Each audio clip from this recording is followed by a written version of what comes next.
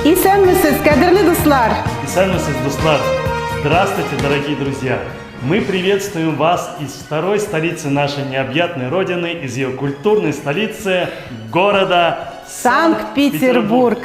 Но есть еще и третья столица. Гульнара, как это третья столица? Да, и это Казань, столица Республики Татарстан. 1400 километров разделяет нас от Санкт-Петербурга до Казани. Динар, ты знаешь, как добраться? Можно до Казани долететь на самолете. Это займет 2 с небольшим часа. Можно добраться на поезде. Но лично я больше всего люблю путешествовать на автомобиле. Шулай. Но есть еще и самый быстрый и современный способ. И это интернет. Итак, мы начинаем!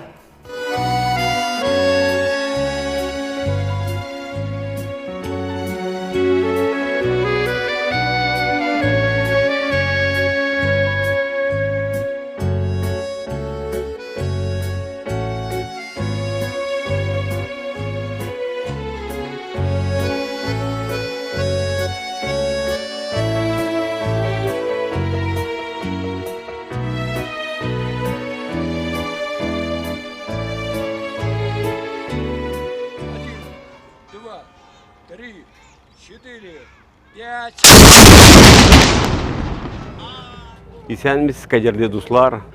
Без Питер татарлары бүгін уздарабыз 100 еллык зур Татарстанныкын. Альхамдулилля, на Петропавловской крепости без аттек уникесетте в честь столетия Татарстана. Безнеке горурлык, безден чига, ничик, яраталар татарларны будоняда. Күбісе Татарстан болды и спортивная столица, и восточная столица, и аныке иңакалы кешлер жилдылар. Альхамдулилля, без икинче милләт Россияда яши. Чен йөрәктән без табриклы без сезне 100 еллык белән тагыды яшиек. Альхамдулилля, безнеке акылыбыз зурайсын, күчүбез булсын күберәк, байлык булсын, булышыек бер-беребезгә, не бар дөньяга. Ассаламу алейкум ва рахматуллахи ва баракатух. Я поздравляю вас всех со столетием образования Татарской автономной Советской Социалистической Республики. В честь этого исторического события мне было поручено сделать выстрел со стен Петропавловской крепости.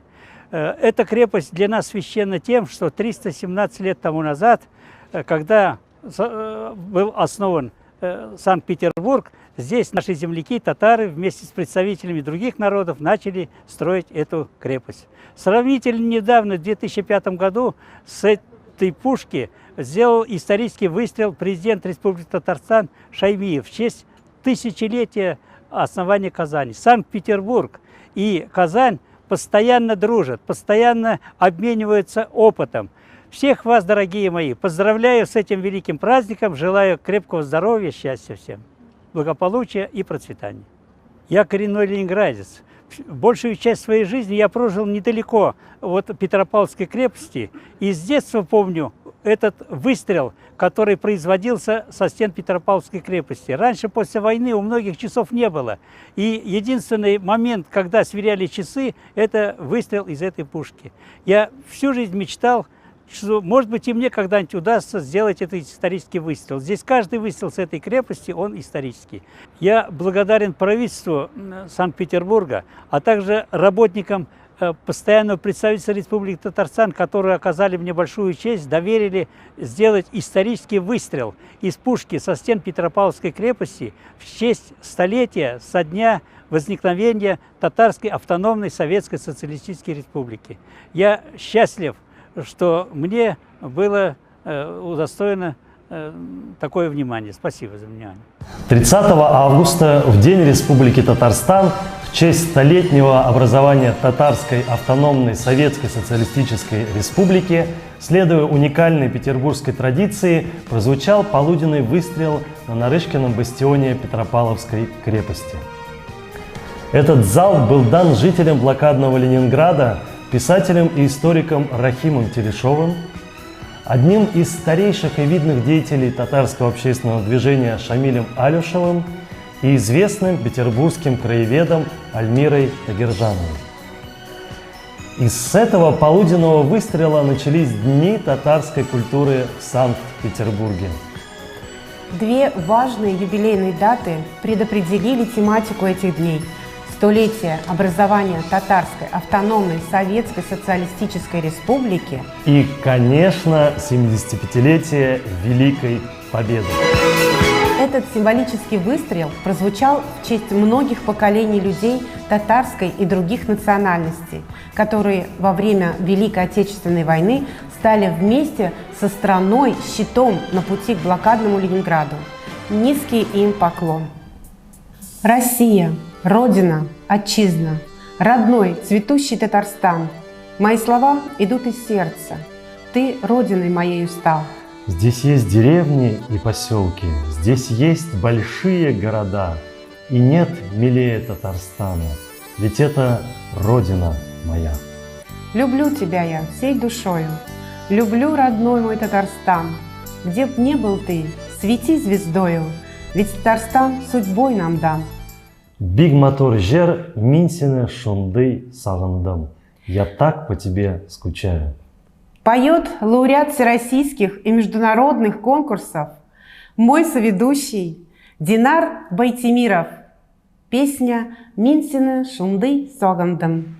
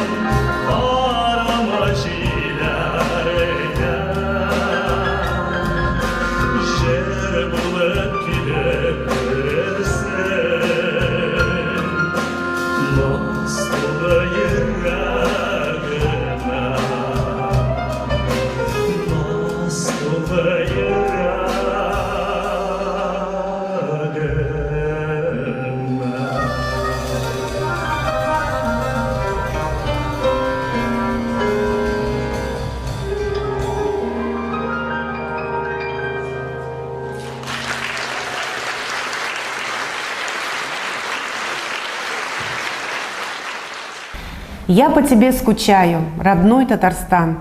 Сегодня под этими словами готов подписаться каждый из нас. Наш родной Татарстан, принимай поздравления. Дорогие наши соотечественники, примите поздравления губернатора Санкт-Петербурга Александра Дмитриевича Беглова. Позвольте мне зачитать этот текст. От имени правительства Санкт-Петербурга и жителей нашего города поздравляем вас с Днем Республики Татарстан и столетием со дня образования Татарской АССР. Татарстан обладает уникальным культурно-историческим наследием. Он подарил Отечеству выдающихся ученых, поэтов и музыкантов, военачальников и спортсменов. Республика может служить примером региона, где поддерживаются гармоничные межнациональные и межконфессиональные отношения. Здесь, в согласии и взаимном уважении, веками обитают и помогают друг другу представители более 100 народов и практически всех основных мировых религий. Сегодня Татарстан занимает одно из первых мест в России по объему промышленного производства и привлечению инвестиций. Входит в число лидеров модернизации социально-экономической сферы и государственного управления, развития цифровой экономики. Желаю Республике Татарстан дальнейшего процветания, а ее жителям благополучия и всего самого доброго. Губернатор Санкт-Петербурга Александр Дмитриевич Беглов. Поздравления губернатора Ленинградской области Дрозденко Александра Юрьевича. Примите от имени правительства Ленинградской области искренние поздравления с праздником Днем Республики Татарстан и столетием со дня образования Татарской АССР. Республика Татарстан – один из наиболее динамичных и промышленно развитых субъектов Российской Федерации. Удивительный край с богатой историей, традициями, духовной и материальной культурой. Сегодня в республике реализуются масштабные инвестиционные проекты, внедряются современные подходы в сфере управления.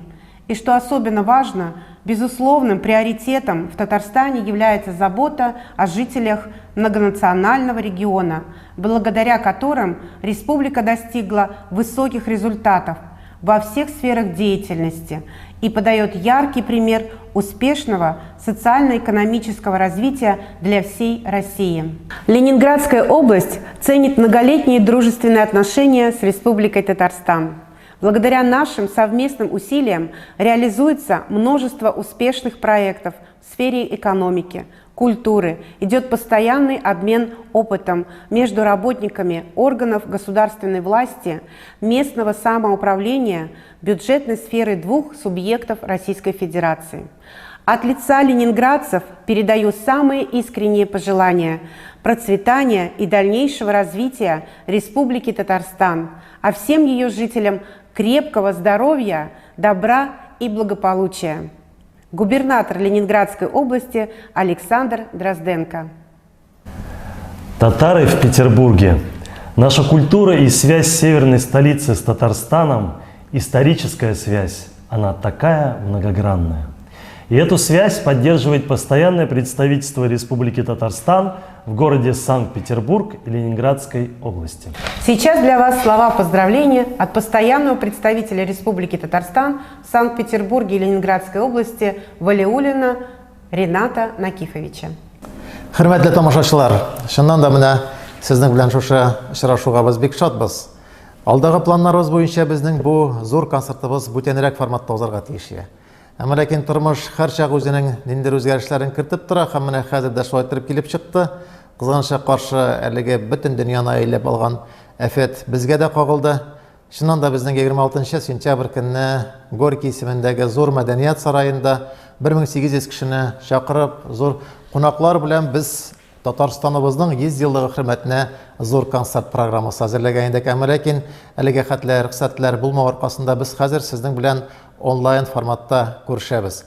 Әмма ләкин аңа карап кына сезне һәм дә сезгә безнең бирәсе һәм дә бирергә теләгән күңел җылыбыз һәм дә сезгә күрсәтергә теләгән үзебезнең номерларыбыз сезгә барып җитәрләр дип ышанып калабыз.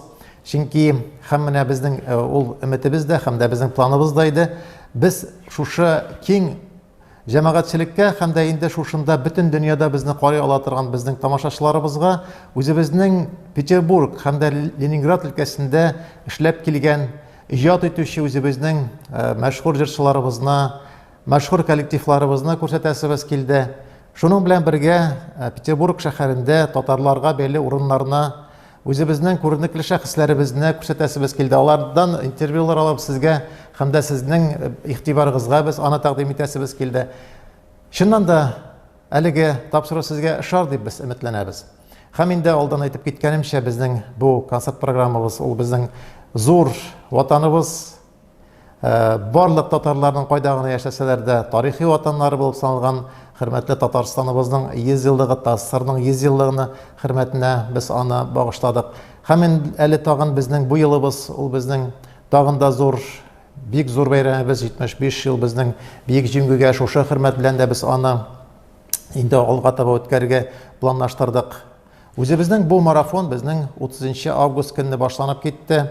Ул безнең Петропавловск крепостеннән Пушкадан аттык һәм дә ул ату да үзебезнең мәшһүр Петербург шәһәрендә яшәгән мәшһүр татарларыбыз аны башкардылар. Һәм дә менә шушы 75 еллык хөрмәтенә без үзебезнең даими вәкиллекнең тырышлыгы һәм дә Санкт-Петербург шәһәрендә яшәгән үзебезнең күренекле меценатларыбызның кеше белән зур китап чыгардык. Ул китапны мин сезгә дә күрсәтәсем килә. Ул безнең хәтер китабы дип без аны исемләдек һәм дә инде аның исемендә «Мы на помощь тебе, блокадный Ленинград» дип бирдек. Шуннан да бу китапның тарихы һәм дә аның язылырга шушы безне этәргән зур көч ул да булса Ленинградны саклап Татарстаннан 18467 кеше һәлак булган. Аларның һәрберсенең менә монда исемнәре бар. Кайдан алар туганнар, кайдан сугышка киткәннәр һәм дә шуның белән кайда җирләнгәннәр. Һәм дә шушы китап чыккач безгә бик күп кешеләр шалтаттылар, бик күп кешеләр килделәр. Алар үзләренең бабайларының, алар үзләренең бабайларының, әтиләренең таптылар кайда күмелгәнлекләрен. Аларны шушы урыннарга бардылар, аларның каберләрен күрделәр. Һәм дә бу китапның да без шушындай бер якты, мотор, яхшы бер эш булганлыгын аңладык. Иншалла мондый эшләребез әле алга таба да дәвам итәр. Бу зур афәт безне әйләнеп узар. Һәм дә шуның белән бергә әле сезнең белән зур очрашуларда, зур залларда тагын да күрешә алырбыз дип мин ышанып калам. Сезнең барчагызны да шушы зур бәйрәмебез белән тәбрик итәм. Экраннар кырыеннан китмәгез, безне ахырына хәтле тыңлап, карап торыгыз һәм дә карап бетергез. Шуннан да без зур программаны эшләргә тырыштык кулыбыздан килгәнчә. Безгә шушы эштә ярдәм итүче барлык безнең дусларыбызга, үзебезнең иганәчеләребезгә һәм дә инде безнең шушы дусларыбызга рәхмәтләребезне белдерәбез. Бәйрәм белән сезне. И мы продолжаем принимать поздравления. Заместитель председателя Татарской национально-культурной автономии Санкт-Петербурга, меценат, один из старейших общественных деятелей в Санкт-Петербурге и Ленинградской области Алюшев Шамиль Абдулович. Внимание на экран. Ассаляму алейкум, хурматлы дуслар. Biz Tatarlar çitte yaşaptı. Sizni tebrikleybiz 100 yıl bilen. Allah Teala bersen üzerіңізге sağlık da, уңышлык, не бар тілегіңізне тілек тілейбіз. Альхамдулилля, без еракта тұрып та Татарстанға бағып, безнеке ғұрурлар күтәрелі, ничек Татарстан яши. Читте ұзақ тұрып та авыр бізге сөйлерге туған тілде. И я плавно перейду на русский. Мы, татары Санкт-Петербурга и проживающие в Ленинградской области, помним дела своих отцов, которые помогали обучению, строительству всему нашему татарскому народу, как меценаты. Все медресе, все мечети были построены людьми, которые горели душой за свой татарский народ. И мне очень радостно, что эта линия, она продолжается. Мы выпустили более 10 книг разных писателей. У нас и Рахим Халилович Телешов, и Альмира Тагирджанова, и Ахмедшин. И мы выпустили книгу «Поэтическое изложение Корана» Теодора Адамовича Шумовского. А то, что с нашей помощью, с помощью активных меценатов, мы поставили памятники Атауле Баязитову, Мусе Джалилю. И это мы продолжаем дело, которым можно гордиться, потому что никто, если не мы, то кто все это сделает? Все наши удачи, победы, решение многих вопросов мы осуществляем совместно и под руководством Татарской национальной культурной автономии и постоянного представительства Татарстана в Санкт-Петербурге и Ленинградской области. Уважаемым организаторам нашего онлайн-концерта, всем зрителям мы адресуем наш следующий концертный номер. Для вас поет заслуженный артист Республики Татарстан Альберт Джалилов. Песня «Сырлы күзләр». Загадки твоих глаз.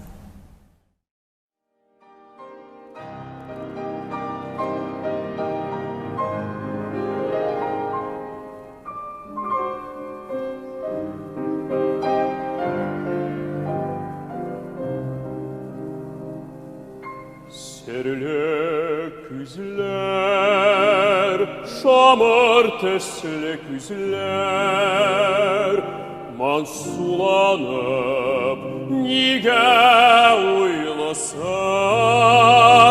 сезне күрсәм, таба алмыйм сүзләр, күңелемне һаман бурышысыз. Сезне күрсәм, таба алмыйм сүзләр, күңелемне һаман бурышысыз. Хочу понять загадку глаз твоих, как две звезды, они надо мной. Как гляну в них, погиб я в тот же миг. Погиб, чтоб жить тобою одной.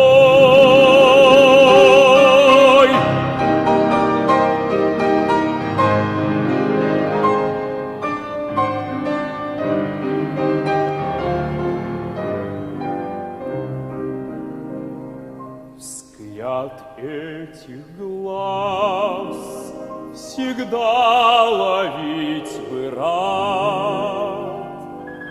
Загадка их теперь мне ясна. Глаза в глаза, два два сердца бьются в лад, и нам одна судьба суждена. Глаза в глаза два сердца бьются в лад, и нам одна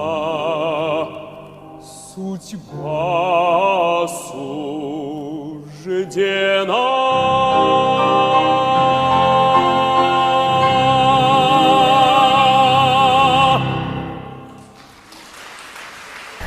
Сегодня мы хотим представить вам интересного человека.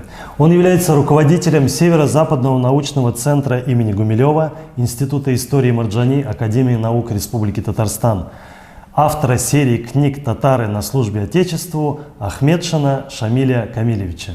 Мы знаем, что Шамиль Камилевич ведет активные научные изыскания в архивах, музеях, библиотеках Санкт-Петербурга и в области истории, культуры, искусства и литературы татарского народа. Шамиль Камилевич, вам слово. Добрый день, уважаемые друзья, хайрлыкан ватандашлар. Когда еще формировалось наше постоянное представительство в Республике Татарстан, Санкт-Петербурге и Ленинградской области, президентом республики, первым президентом республики Ментимиром Шариповичем Шаймием была поставлена задача искать все самое лучшее, что связано с историей татарского народа, в музеях Санкт-Петербурга, в Эрмитаже, в Русском музее, в Военно-историческом музее артиллерии, во всяких фондах, хранилищах, все это собирать и отправлять в республику для экспозиции, для изучения.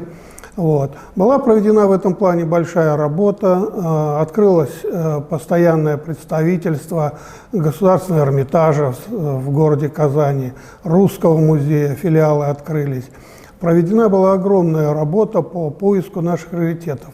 Санкт-Петербург, так как он являлся около 300 лет, являлся столицей Российской империи, то в нем собирались все раритеты всех народов России, всех территорий, вот, в том числе и татарского народа. Достаточно сказать, что здесь даже больше литературы издано на татарском языке, чем в самой Казани. Просто сюда стекалась информация, литература, изданная на татарском языке из Москвы, Екатеринбурга, Оренбурга, из других мест. И поэтому вот здесь оказалось очень много наших раритетов. Была проведена огромная работа, и по результатам этой работы была издана серия книг «Татары на службе Отечеству». Вот несколько экземпляров здесь вам представлено. Это и об истории Льва Николаевича Гумилева, об истории татарских воинских частей в российской армии, императорской гвардии. Махмуд Гареев, вот, к сожалению, недавно скончавшийся, вот его биографическая книга о нем была выпущена. Вот. А также много, и эта работа продолжается, много других книг было выпущено. Эта серия уже сегодня сосчитывает 16 книг, и эта работа продолжается. Вот. И хотелось бы от себя лично, от всего научного сообщества, от исторической науки поздравить всех татарстанцев, поздравить Рустама Нургалиевича Минниханова, который, став президентом республики, усилил эту работу. При нем, по его указаниям, был создан филиал Института истории имени Марджани, это Северо-Западный научный центр имени Льва Николаевича Гумилева. Вот. Эта уже работа перешла на более профессиональную, более качественную работу. Хотел бы поздравить всех жителей Республики Татарстан и с праздником столетия образования нашей республики, в честь которой в Санкт-Петербурге 30 августа нынешнего года был совершен залп из 122-миллиметрового орудия на Петропавловской крепости. А также поблагодарить все руководство республики и лично Рустама Нургалиевича Минниханова за то внимание, которое он осуществляет, поддерживает историческую науку, поддерживает исследования, которые проводятся сегодня в городе.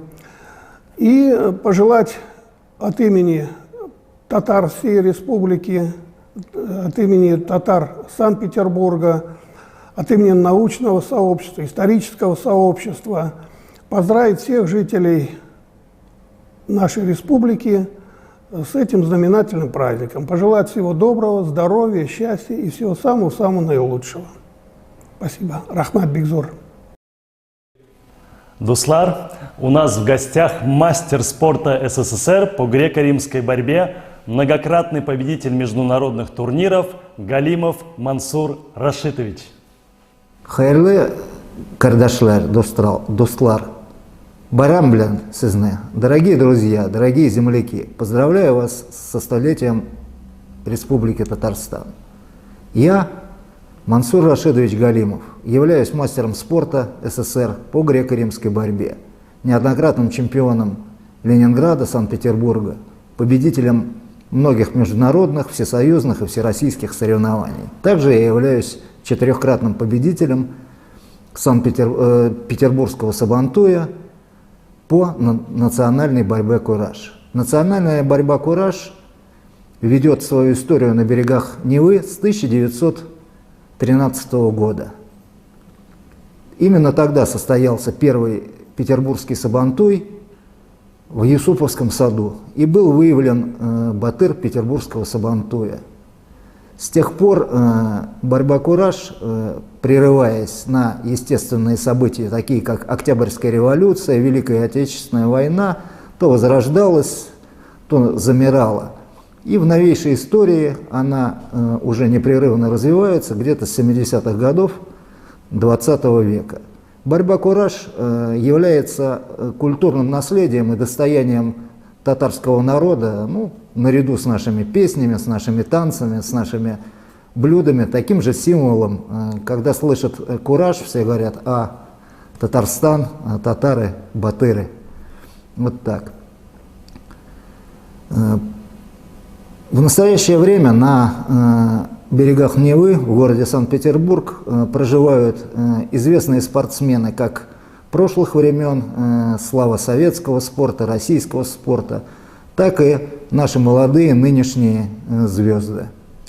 Назовем такие имена, как заслуженные тренеры России Шахазам Дашкин, Дамир Габидуллин, заслуженный мастер спорта, призер Олимпийских игр Наталья Зиганшина, легендарный советский боксер Ренат Тришев, чемпионы России последних лет по греко-римской борьбе Марат Гарипов, Родион Саматов и многие-многие другие. Извините, если я кого-то вольно и невольно не назвал.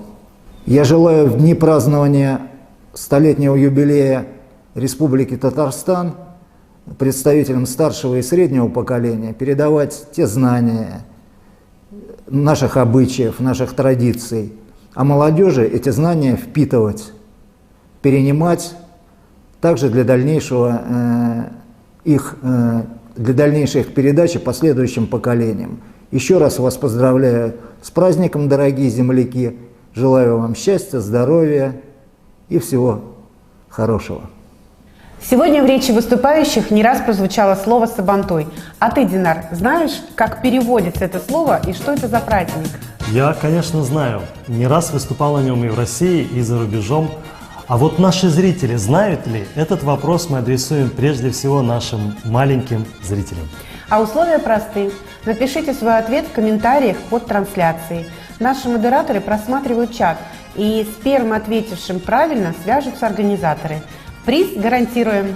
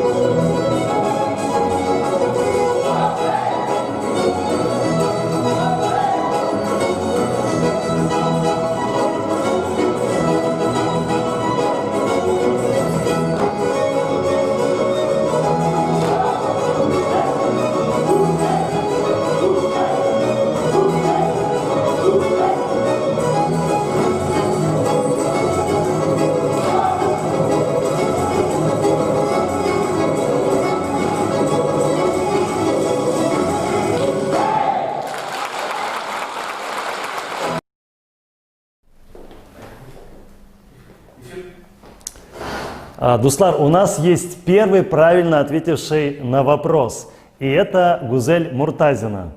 Она совершенно верно ответила на вопрос о том, как переводится слово «сабантуй» с татарского на русский язык. Это праздник плуга. Гузель, вы получите приз «Чак-чак» от татарского дворика. А я предлагаю посмотреть лучшие моменты о проведении Сабантуя в Санкт-Петербурге.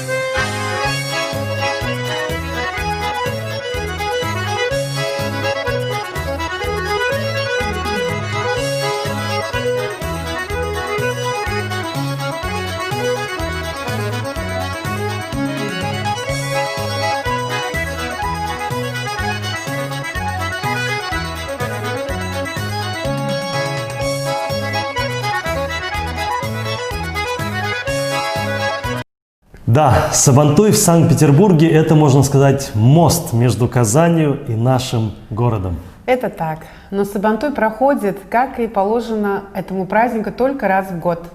А в остальные дни как окунуться в атмосферу Татарстана? Предлагаю посмотреть танец Залида в исполнении Александры Соловьевой.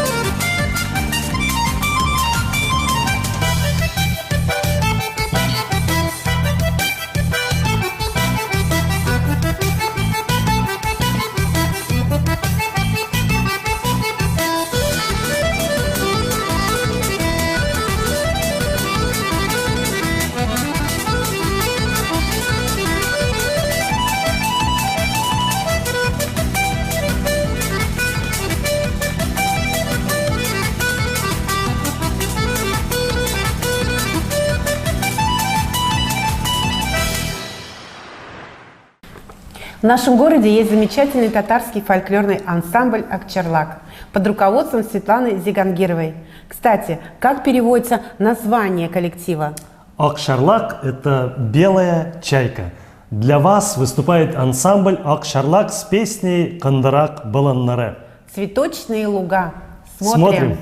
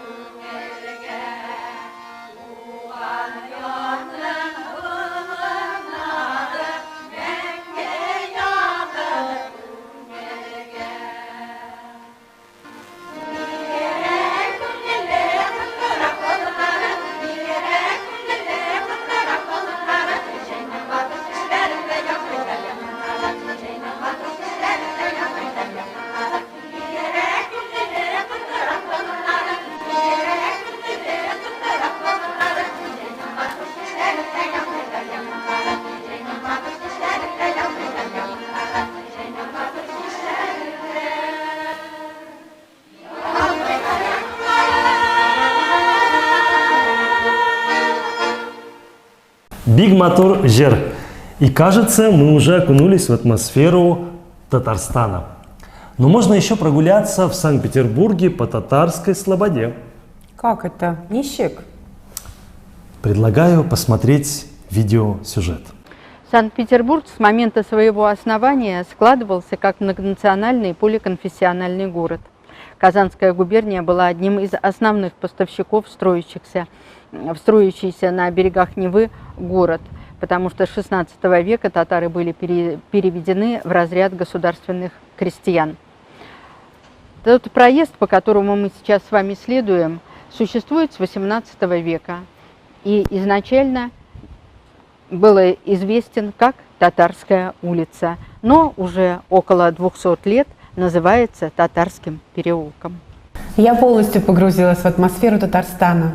Ну, еще чего-то хочется. Может быть, войти в лес, насладиться запахом трав и цветов? Сейчас? А как это возможно? Это возможно, слушая песню в исполнении лауреата международных конкурсов Зуфара Гайнутдинова за роялем Лейла Григоренко. Песня «Керим әле урманнарга». «Пойду-ка я в лес».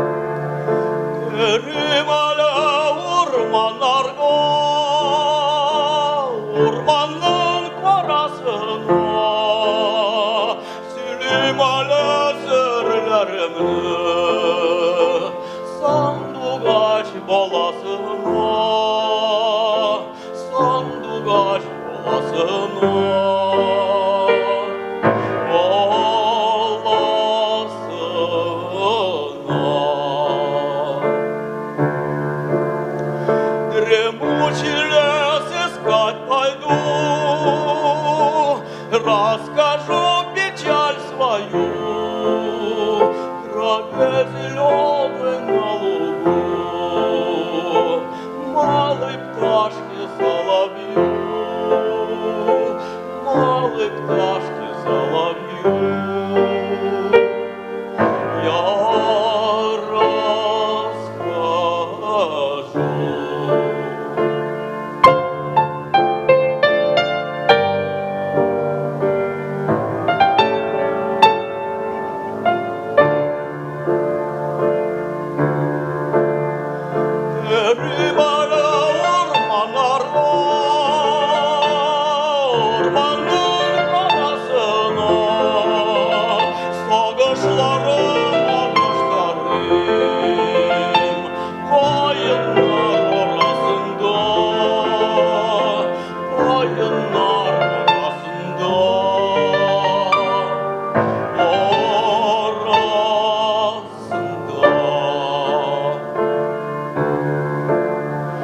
Дремучий лес искать пойду, лес, где соловей поет, и в темной чаще я найду утешение свое, утешение свое. Я там найду.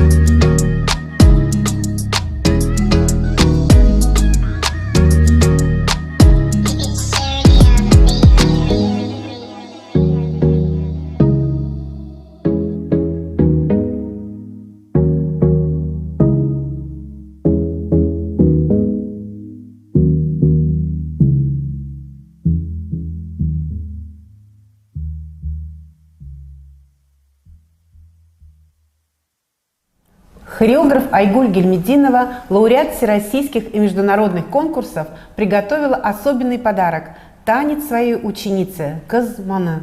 Катюше Емельяновой всего 9 лет, ну как она танцует? Давайте посмотрим.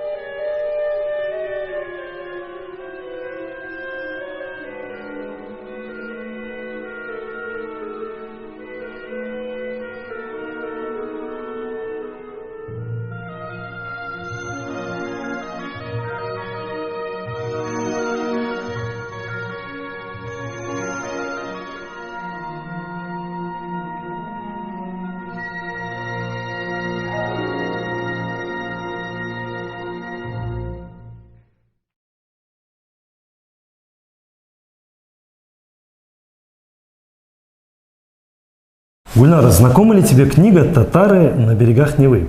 Нет, а что это за книга? Прочитав ее, можно легко проложить маршрут по татарским местам Санкт-Петербурга. Автор этой книги – известный общественный деятель, писатель и журналист, заслуженный работник культуры Республики Татарстан Рахим Халилович Телешов. Давайте посмотрим видеосюжет о книгах по истории татар Рахима Халиловича Телешова. Написание и издание книг является важной составной частью всей деятельности национально-культурных татарских объединений Санкт-Петербурга. Как журналист по образованию, как бывший работник постпредства Татарстана и как сабкор агентства «Татаринформ» я не мог не участвовать в издательской деятельности.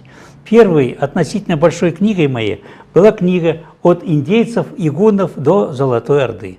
Ценность и этой книги считаю в том, что она отражает далекий период истории и культуры предков татар, то есть начиная до новой эры и кончая Золотой Ордой. Представители многих народов, включая самих татар, имеют такую привычку, что смотрят на историю татарского народа, начиная с завоевательных походов Чингисхана и продолжая Золотой Ордой. А что было до этого, мало кто знает. А предки татар имели развитую письменность, руническую. Многие известнейшие ученые-тюркологи считают, что у предков татар и ранее была письменность, предполагают иероглифическая, но пока образцов ее не нашли. И я вот этой книгой в какой-то мере заполнил эту лакуну. Как будто недавно мы отмечали такие крупные юбилеи, как 300-летие Санкт-Петербурга и тысячелетие Казани, и совместно организовали и провели широкие празднования. И многое отразилось и в издательской деятельности. Ну и была написана книга «Татарская община Санкт-Петербурга» к 300-летию Санкт-Петербурга. Также была написана книга «Татары в Великой Отечественной войне и блокаде Ленинграда». Вот есть книга «Татарская община». Казалось бы, на одну и ту же тему, но ее особенность в том, что она включает многие портреты, нарисованные художником, талантливым художником Сайбаталовым Хайдаром Гузаировичем, ветераном Великой Отечественной войны. Вот его здесь портреты. Сейчас, к сожалению, Хайдар Гузаирович скончался, его нет. Есть и такое издание «Татарская община Санкт-Петербурга», издание журнального типа. Казалось бы, они все имеют одну тему, но написаны по-разному, разный объем, разные иллюстрации. Вот они представляют такую тему. Важнейшими событиями за последние десятилетия были выставки из фондов Эрмитажа в Казани по темам «Сокровища хана Кубрата» и «Сокровища Золотой Орды». Вот одна из этих книг «Кубрат-хан Хазинелере», то есть «Сокровища хана Кубрата». Это сувенирное издание. Мне было подарено президентом Республики Татарстан Шаймием. И была вторая выставка «Сокровища Золотой Орды». Информационное обеспечение этой выставки мною было сделано брошюрой «Золотая Орда. Полемические заметки». По трудам великих русских ученых я написал эту брошюру и писал, что Золотая Орда – это было высокоцивилизованное государство, где процветали ремесла, науки. При Золотой Орде строились крупные города, добротные очень города с удобствами, с прямолинейной планировкой. Эти города, как многие ученые пишут, даже превосходили такие известнейшие города Средневековья, как Париж, Лондон, и по размерам, и по удобствам, которые были созданы. Важной своей книгой считают татары русские. Я над этой книгой трудился 7 лет. Эта книга рассказывает о громадном влиянии татарского языка на русский язык.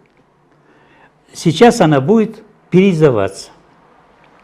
Готовится также еще к печати моя работа «Татары на берегах Невы». Говоря о своих книгах, я не могу не отметить значимость и не выразить благодарность спонсорам, меценатам, которые выделяли большие финансовые средства на издание моих книг. Перечислю лишь некоторые фамилии. Акбулатов Шамиль Измайлович, Алюшев Шамиль Абдулович, Суфьяров Альберт Диасович, Хайруллин Камиль Акзамович, Хасанов Салим Талхинович, Сиразидинов Рустем Равильевич, Курмакаев Кия Мустакимович, Магдиев Ринат Раович и другие. Я благодарен также руководителям представительства Республики Татарстан Ринату Накифовичу Валиуллину и Дамиру Рахимовичу Сабирову за моральную поддержку моей деятельности и за полезные практические советы при написании этих книг, и их советы я широко использовал. Таким образом, издательская деятельность, как я начал свой рассказ небольшой, это важнейшая составная часть всей деятельности национально-культурных объединений. И считаю, что вот эти мои книги – это книги, которые носят во многом краеведческий характер, и они являются определенным вкладом в такое научное поднаправление, как петербургское татароведение. О татарах сегодня мы готовы говорить бесконечно. Но давайте лучше послушаем. Послушаем песню в исполнении солистки Крымской филармонии, лауреата всероссийских конкурсов Динары Хафизовой «Киек Козлар. Дикие гуси».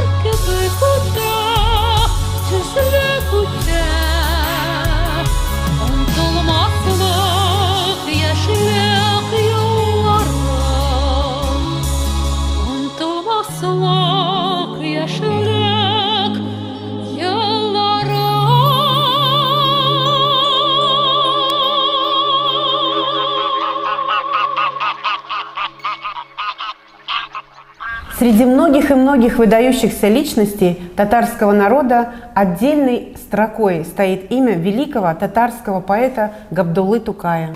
Он прожил недолго, всего 26 лет. Но за это время Габдулла Тукай издал около 30 томов стихов. Одним из первых в Казани стал писать для детей и выпустил несколько трудов о татарском фольклоре. Благодаря Тукаю жители Татарстана познакомились с творчеством Пушкина, Лермонтова и других русских поэтов.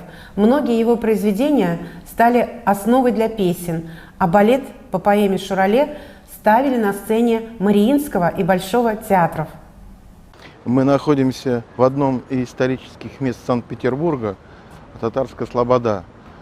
Сюда по указу Петра I были угнаны с Казани и берегов Поволжья работные люди создавать Санкт-Петербург, делать город. Муса Бегиев, общественный деятель и религиозный деятель, пригласил Тукая для создания и участия в газете «Сюс» или «Хабар». Он здесь пробыл, Тукай, 13 дней, ему было тяжело дышать, он был на последней стадии туберкулеза. Вот. Через год он умер. И это как раз нас сподвигло на его композиционное решение.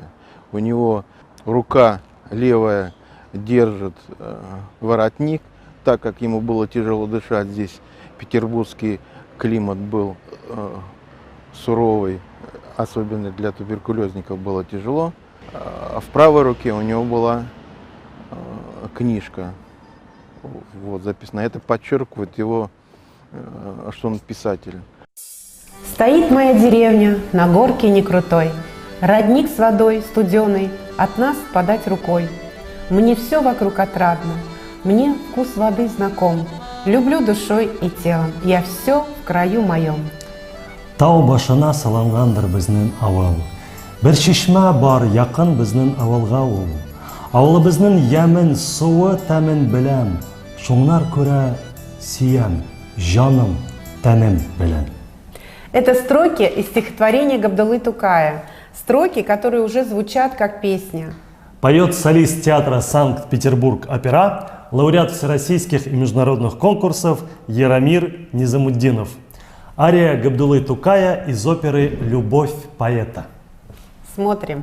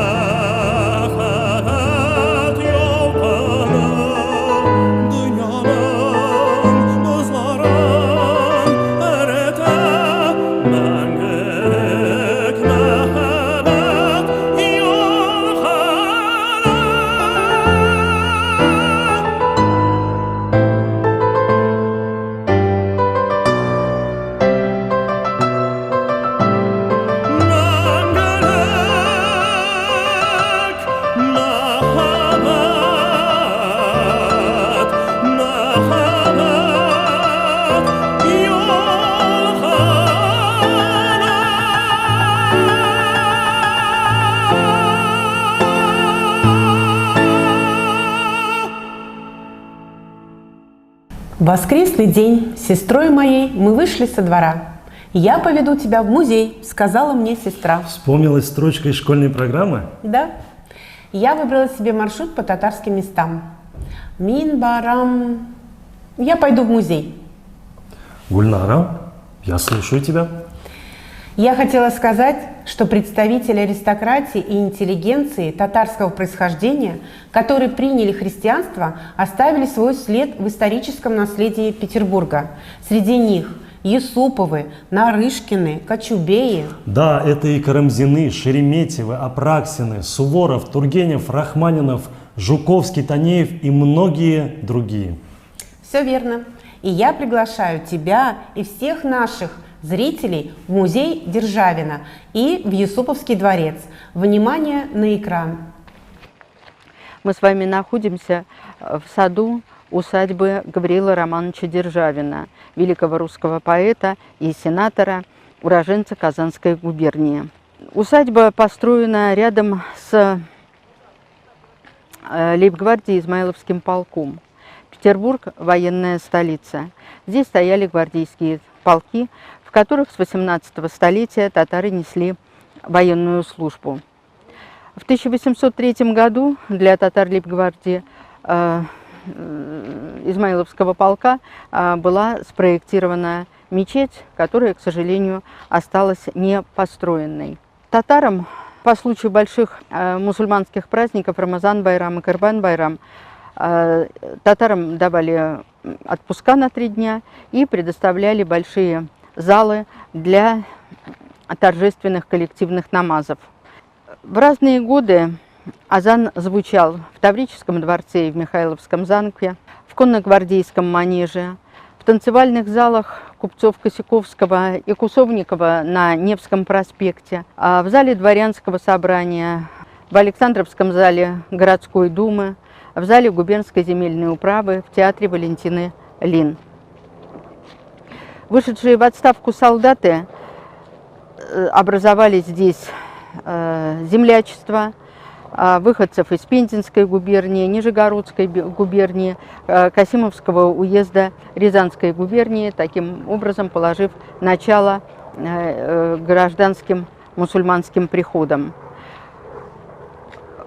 В татарские общественные организации тесно сотрудничают с музеем. Здесь проходят презентации книг, музыкально-литературные вечера, а в саду усадьбы посажены прикамские дубки, которые были сюда доставлены с родины поэта. Торжественно отмечала здесь свое 20-летие татарская национально-культурная автономия. Дворец Юсуповых на Мойке – уникальный дворцово-усадебный комплекс. Далекий предок князей Юсуповых вышел на русскую службу.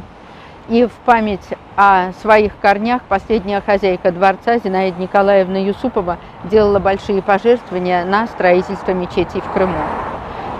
После революции во дворце находился музей дворянского быта, а затем здание было передано Дому учителя. И вот в это время, уже в конце 20-х годов, в саду Дома учителя неоднократно устраивали для татарской молодежи праздник Сабантуй. С середины 90-х годов Юсуповский дворец стал историко-культурным центром. И татарские общественные организации тесно сотрудничают с музеем.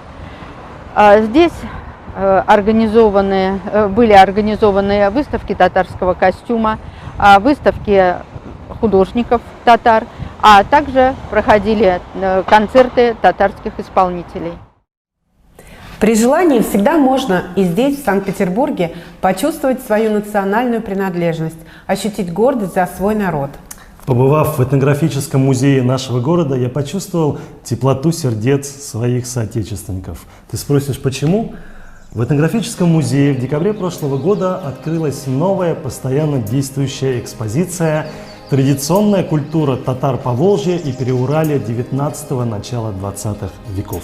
Кстати, эта выставка стала частью регионального раздела экспозиции музея, посвященного культуре народов Поволжья. Открытие выставки приурочено к празднованию столетия образования Татарской АССР.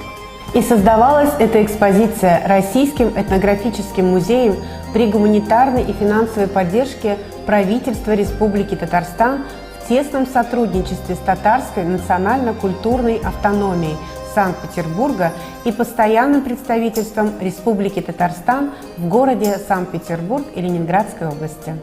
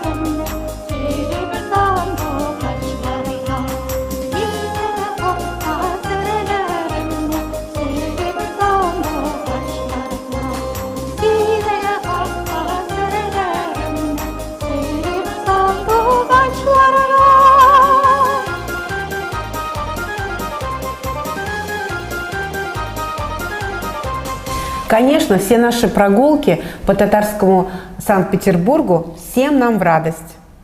Шатлык – радость именно так переводится название коллектива, который только что исполнил песню «Соловей». Бессменный руководитель ансамбля Сания Эшкинина. Спасибо коллективу. Истоки татарского быта и культуры были заложены в Санкт-Петербурге еще при Петре I. Да, это так. Татары, прибывшие по указу Петра I из Казани, Касимова, Нижнего Новгорода, по праву относятся к первостроителям нашего города, коренным жителям северной столицы. В нынешнем 2020 году Санкт-Петербургу исполнилось 317 лет. И столько же лет существует в бывшей столице Российской империи татарская община. 27 мая 1703 год. Важная дата в истории нашей страны. По указу Петра I на Заячьем острове, в дельте реки Невы, на только отвоеванных у шведов землях была заложена крепость Санкт-Петербург. Так началась летопись города на Неве. Среди первых строителей Петербурга наравне с башкирами, калмыками и чувашами, финнами и шведами, русскими украинцами трудились татары. Проект крепости был задуман лично Петром I. Санкт-Петербургская крепость, она же Петропавловская, никогда не принимала непосредственного участия в военных действиях. С самого начала своего существования она стала главной политической тюрьмой нашей страны. Одним словом, русская Бастилия. Наиболее известные ее узники – царевич Алексей, княжна Тараканова, Достоевский, Бакунин, Горький, декабристы.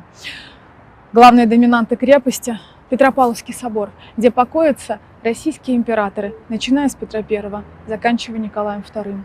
С 1924 года Петропавловская крепость – один из главных музеев Петербурга, который открыт для вас ежедневно. Может быть, и наши предки были в их числе. Вполне возможно, ведь несколько тысяч татар постоянно служили в императорской гвардии на кораблях Балтийского флота. На протяжении 3 веков жители города знали, что представители татарской общины – честные труженики. Их труд очень ценили. Люди татарской национальности служили в Зимнем дворце, штат которого, как мы сказали бы сегодня, практически целиком состоял из татар. Многие отрасли торговли солью, мехами, хлебом, галантереей, тканями всецело находились в руках купцов татарского происхождения. А сейчас предлагаю послушать песню в исполнении солистки Крымской государственной филармонии, лауреата всероссийских конкурсов Динары Хафизовой. Песня, которая навевает воспоминания о волнах великих рек России, Невы и Волги-матушки. Песня так и называется «Дулканнар», что в переводе означает «волны».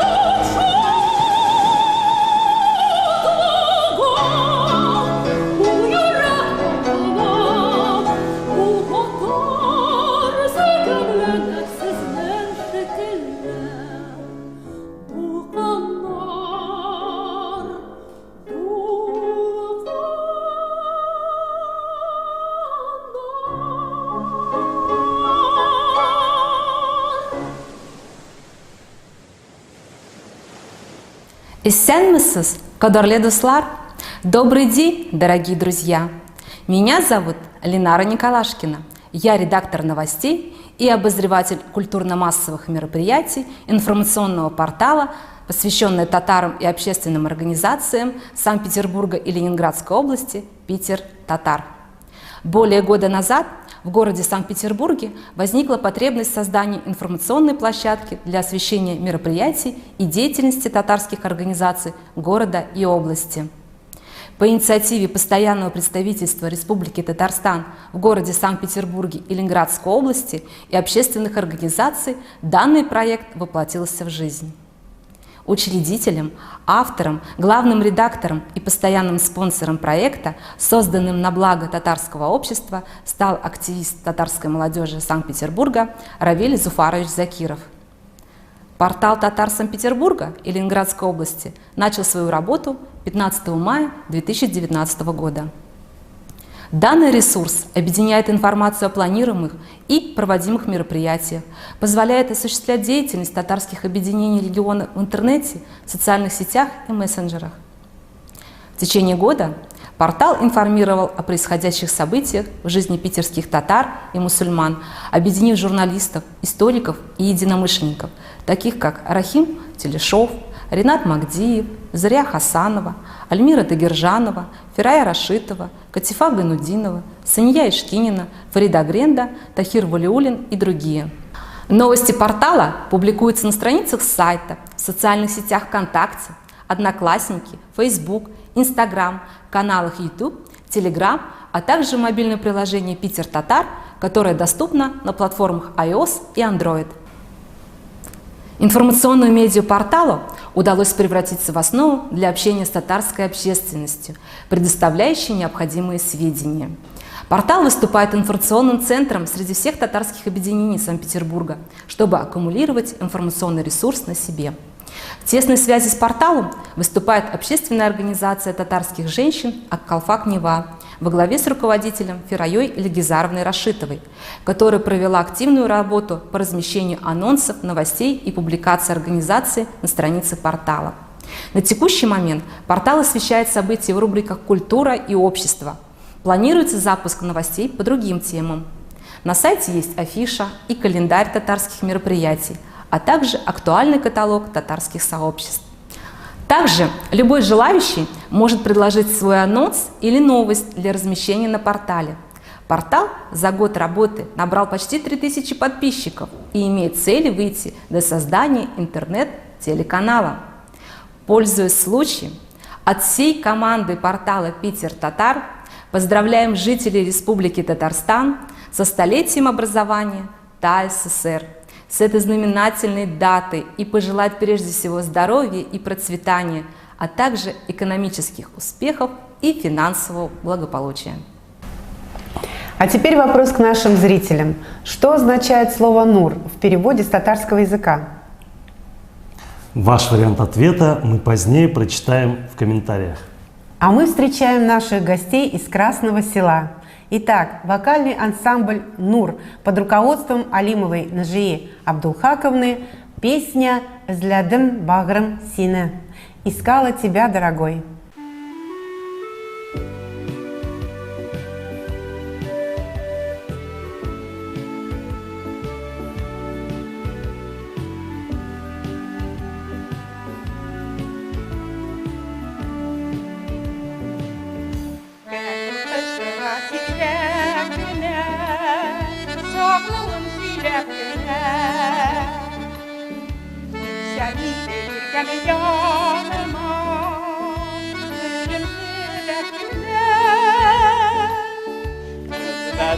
Bağrım sine yıllar boyu dilmerem duymaz ahrım enge duymaz gözlerim sine görer özledim bağrım sine yıllar boyu dilmerem duymaz ahrım enge duymaz gözlerim sine görer.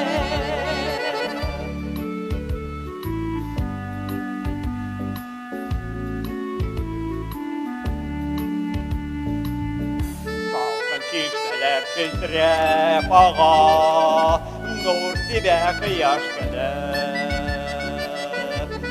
Алмаға жарақ ябынған, еркем сенің кібік.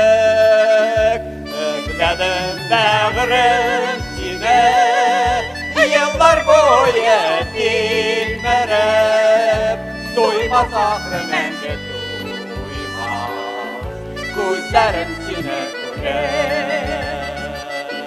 Özledim bağrım seni, yıllar boyu bilmerem. Duymaz aklım enge duymaz, gözlerim seni görer.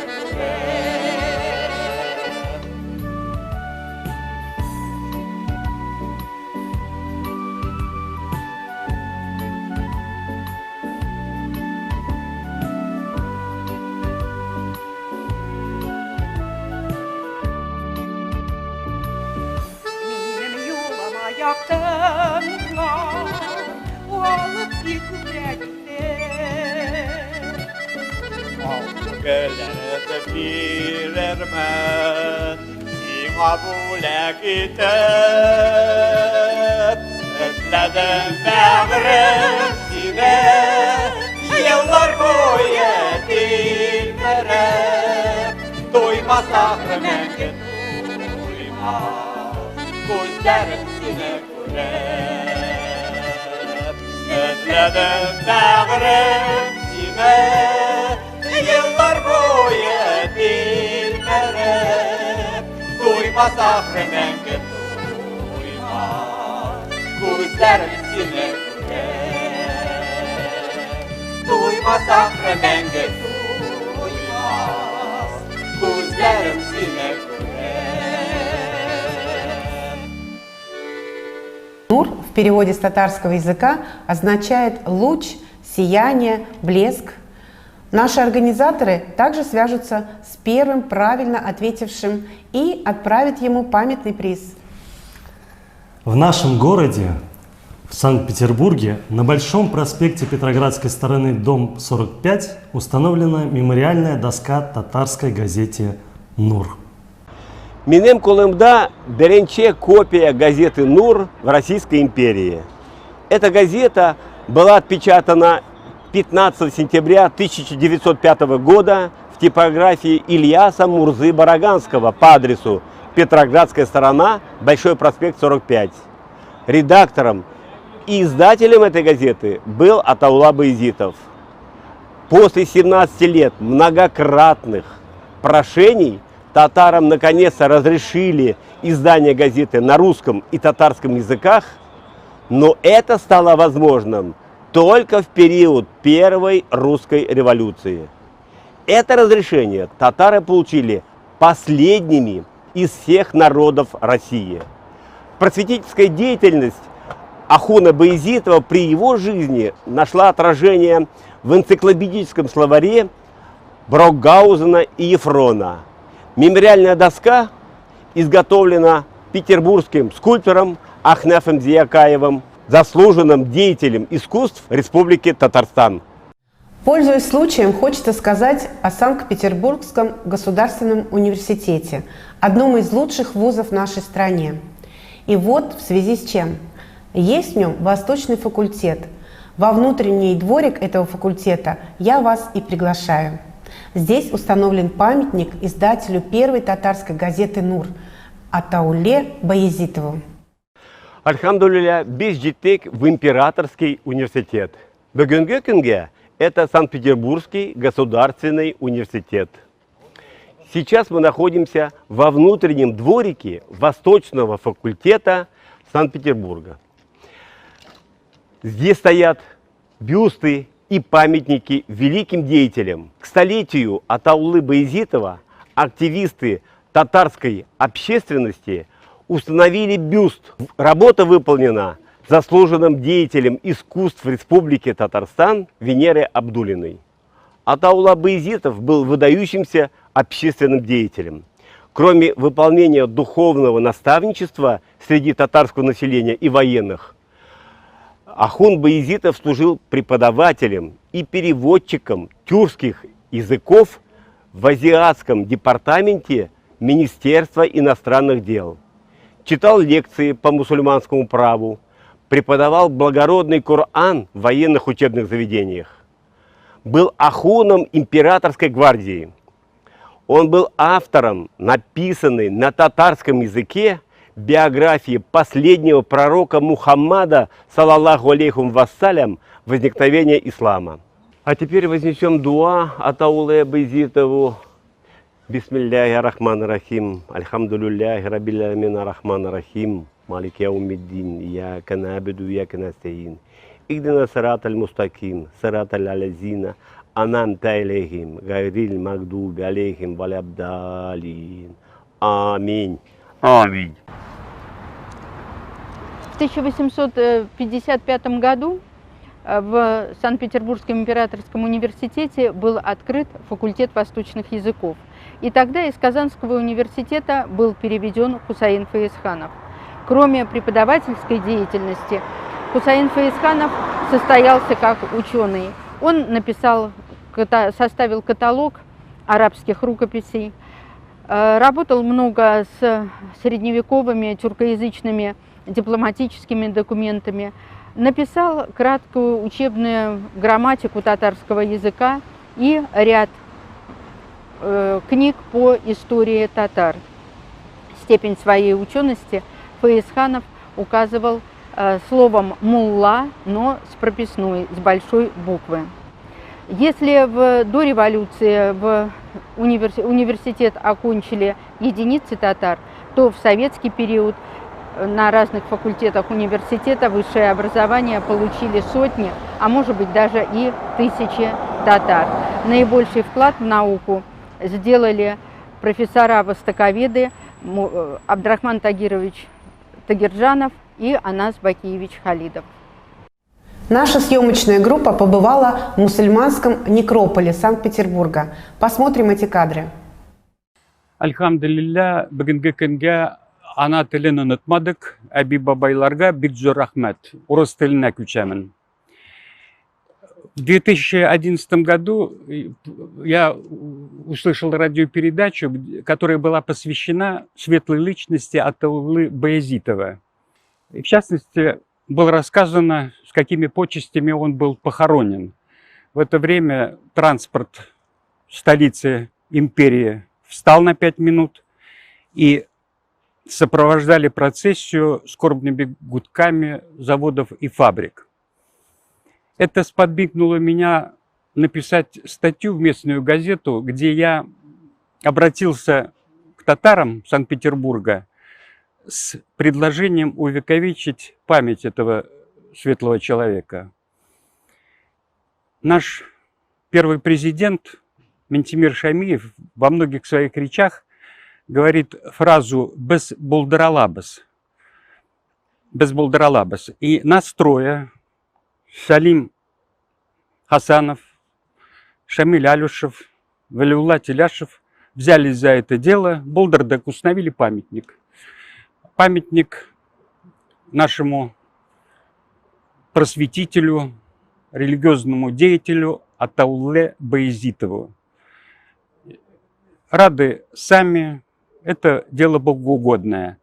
И поэтому обращаюсь к зрителям и прошу быть настроенным на благие дела. Болдырыгы сізді, шләгәнеш йогальмы. Сау сәләмәт болугыз. Акты ташып, акты ярсып карсулары, шул дәринде язнын ташып ярсулары. Акты безнең кар әстендә калган эзләр, акты елап икәү бергә салган эзләр. Син гомер агышларым, син минем сагышларым, син минем шатлык иле югалту таб табышларым, син минем сагышларым. Yazlar gide, yazlar kile sular ağa, günler ağa, aylar ağa, yıllarında, sularında, aylarında, yıllarında, ahışadan izler, kola ezler kola. Sin ömür ahışlarım, sin minem sahışlarım, sin minem şatlık illim, yugaltu tabışlarım, sin minem sahışlarım. Mine inde tağın jirge karlar yawa, bete nerse kalgan tesle kar astında. Sular ağa, aylar ağa, yıllar ağa, sine körem aylar, yıllar karaşında. Sin ömer ahışlarım, sin minem sahışlarım, sin minem şatlık illim, yugaltu tabışlarım, sin minem sahışlarım, sin minem sахышларым. Концертный номер «Песня Кышка-романс» прозвучала в исполнении Айлины Хабибуллиной. 75 лет Великой Победы над фашистской Германией отметила наша страна в этом году. Мы вспоминали имена павших за мирное небо, имена героев-победителей. Среди них имя Героя Советского Союза, лауреата Ленинской премии, поэта Мусы Джалиля. В Санкт-Петербурге установлен памятник великому сыну татарского народа. И мы отправляемся на улицу Гаванская, чтобы послушать рассказ о легендарном отце от дочери Мусы Джалиля, Люции Мусаевны Джалиловой. Не случайно этот памятник воину, солдату, поэту, герою стоит здесь, на петербургской земле. В 1942 году под Ленинградом на Волховском фронте Муса Джалилов, политрук, корреспондент армейской газеты «Отвага», защищал подступы к Ленинграду от фашистских захватчиков. Вырываясь из огненного кольца окружения, был ранен, пленен фашистами.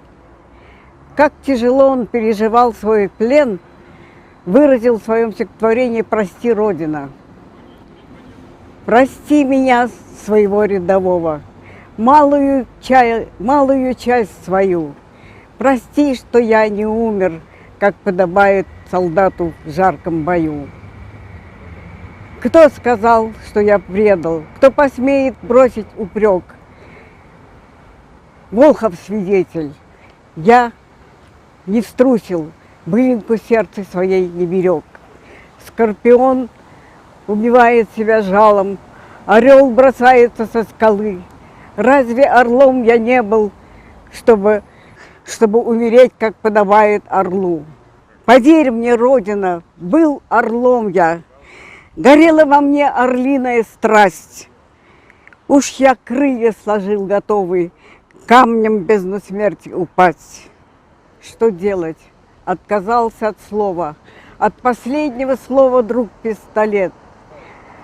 Враг мне сковал полумертвые руки, пыль занесла мой кровавый след.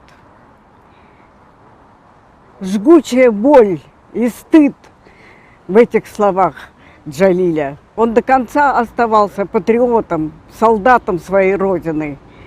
Дело в том, что в 1942 году гитлеровское командование стало формировать из военнопленных легионы для отправки на фронт. Узнав, что под именем Булатов скрывается татарский поэт Муса Джалиль, фашисты стали его обхаживать, уговаривать возглавить это движение. Я знаю со слов бывших узников фашистских концлагерей, сподвижников по подполью Джалиля, я знаю, что он категорически отказывался. Но посоветовавшись с друзьями, они решили, что надо принять это предложение, якобы, чтобы организовать широкую пропаганду против фашистов. Свободное перемещение по лагерям позволило Джалилю из смелых, преданных родине, честных людей сколотить маленькие подпольные группы в 4 человека и такую широкую сеть хорошо конспирированных подпольных групп удалось собрать.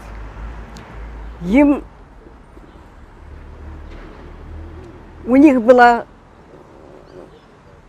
капелла музыкальная, и мне удалось встречаться с руководителем капеллы Рушатом Хисамуддиновым, исполнителем, певцом, который пел татарские народные песни, Гарафом Фахруддином. И от них я знаю, что агитация и пропаганда антифашистская шла через народные песни, через листовки.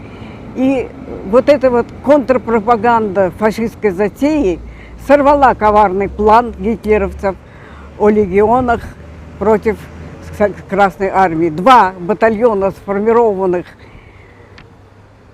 и отправленных на фронт в районе Витебска, перебив своих немецких офицеров, ушла к партизанам. Налаженная связь с партизанами позволила сохранить жизнь людям. 3-й батальон не был отправлен. Это был татаро-башкирский батальон Идель-Урал. Фашисты уже заподозрили что есть какая-то подпольная группа. Но настолько широко была захвачена подпольная работа, что уже готовилось восстание во всех лагерях и назначено было на 15 августа. А арест отдельных людей привел к массовому аресту, и сорвался этот план. 10 августа был арестован Джалиль. Но дело его не умерло, а продолжалось.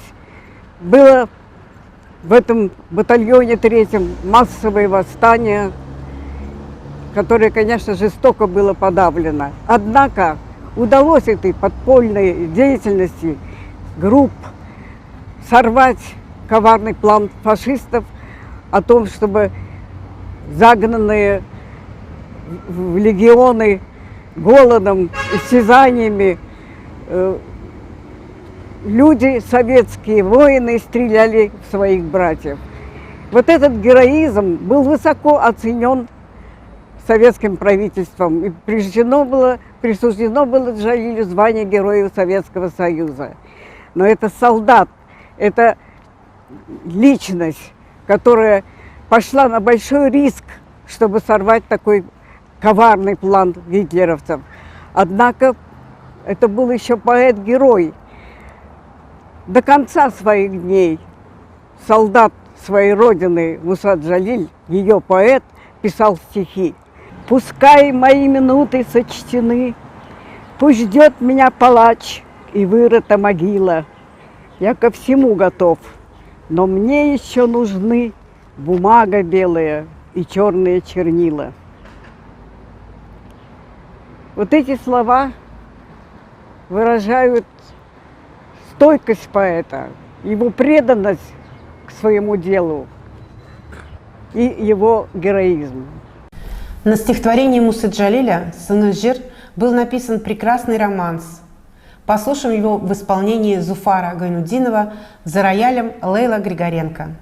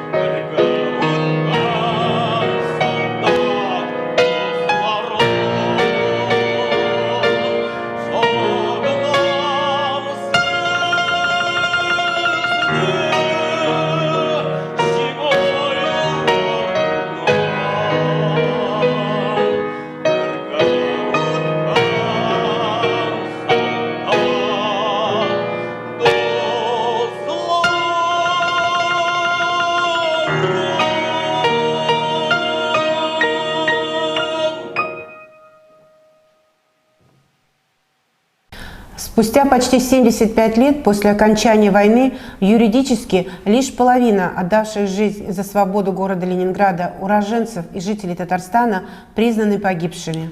Да, это так.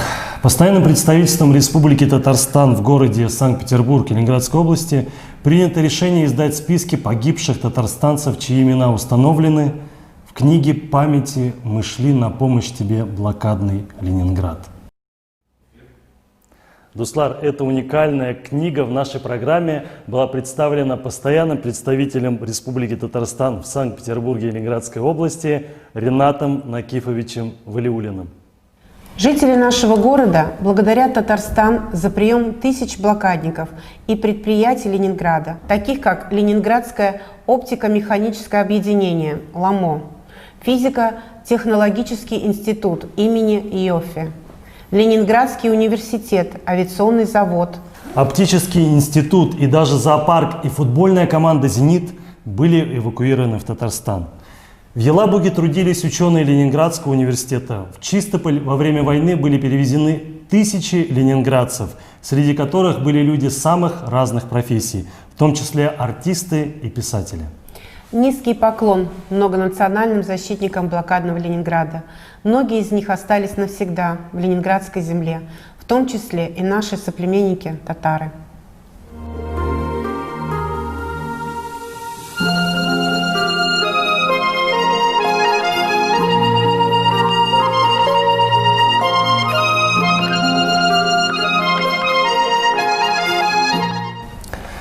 Одним из знаковых мест в Санкт-Петербурге является соборная мечеть. Сюда мы приходим в печали и в радости, в минуты размышления и надежды. Внимание на экран. Вопрос о строительстве мечети в Петербурге городские татары поднимали в царствование Павла I, Александра II и Александра III.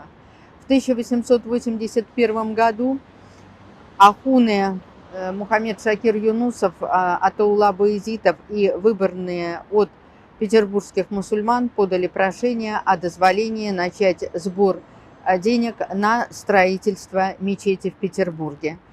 25 лет потребовалось городским татарам, чтобы собрать необходимую для строительства мечети, соответствующей столичному статусу Петербурга. Мечеть – творение зодчих православного Николая Васильева и мусульманина Степана Кречинского, польского татарина по происхождению.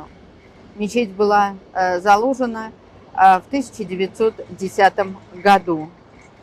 Место для закладки мечети на Петроградской стороне было получено мусульманами после обращения к эмиру Бухарскому с просьбой походатайствовать об этом перед Николаем II.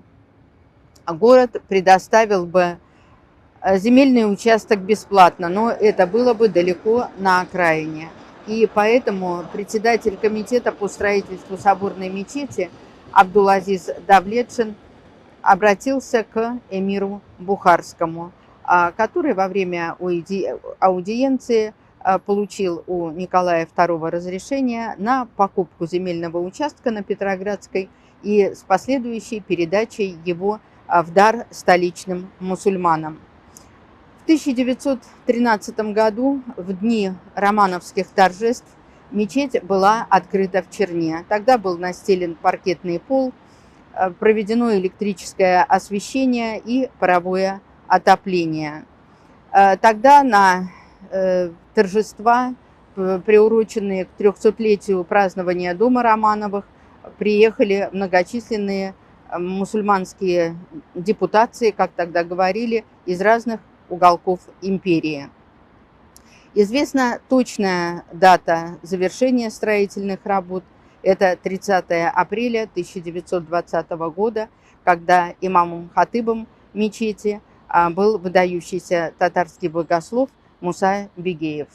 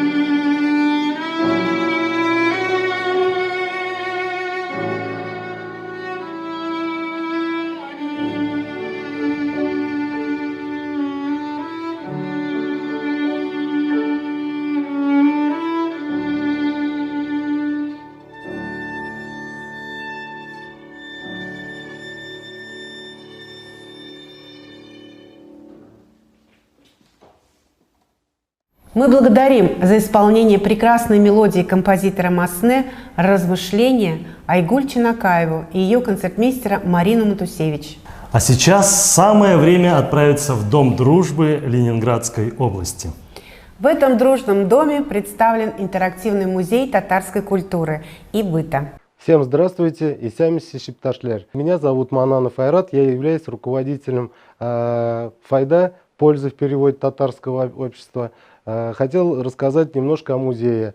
Музей был в свое время, в начале 2018 года, при нашем духовном организаторе, руководителе Рустеме Хучашеве, на тот момент являющимся председателем татарской общественной организации НКЦ Питер-Былары. Также он участвовал в создании организации общественной Файда. Была задумана идея организовать музей татарской культуры при Доме дружбы Ленинградской области. Хотелось бы передать мне слово Айгуль Селезневой для того, чтобы она рассказала немножко о музее, о его вещах, особенностях и так далее. Музей татаро-башкирской культуры и быта в Санкт-Петербурге создан по инициативе группы лиц при поддержке Дома дружбы Ленинградской области и президента Ассоциации деятелей культуры и искусства Питер-Былары Рустама Хучашева и председателя татарского общества Файда Мананова Айрата. Мы сейчас с вами находимся в музее, который оформлен в виде деревянной избы. Как мы с вами видим, стены здесь деревянные. Также с правой стороны находится белая печь 19 века. Как мы с вами видим, она очень даже похожа на русскую печь, но есть свои некие отличия. В данном случае можно было использовать не только для обогрева помещения, но и также готовить. С левой стороны от меня находится два сундука. Это тоже по традиции находится в татарском доме. В нем хранятся вещи, которые в дальнейшем было придано для невесты. Ну какая же невеста без прялки, за которой девушка пряла пряжу? За пряжей мы с вами наблюдаем деревянный саке под мост, который использовался для того, чтобы спать, есть, играть. Когда приходили дорогие гости, то даже для них вокруг саке выкладывались подушки мягкие, на которых гости могли сидеть и угощаться угощениями, которые приготовили хозяева. Также мы с вами видим, на саке висит колыбель, бишек. Она сама по себе раскачивается и тихонечко укладывает ребенка спать. Татары, конечно же, очень веселый народ. Мы любим и петь, и танцевать. И все эти традиции и обычаи, конечно, не остались в стороне. И сегодня мы с вами увидим в исполнении ансамбля Файда песню «Ауыл Килеры».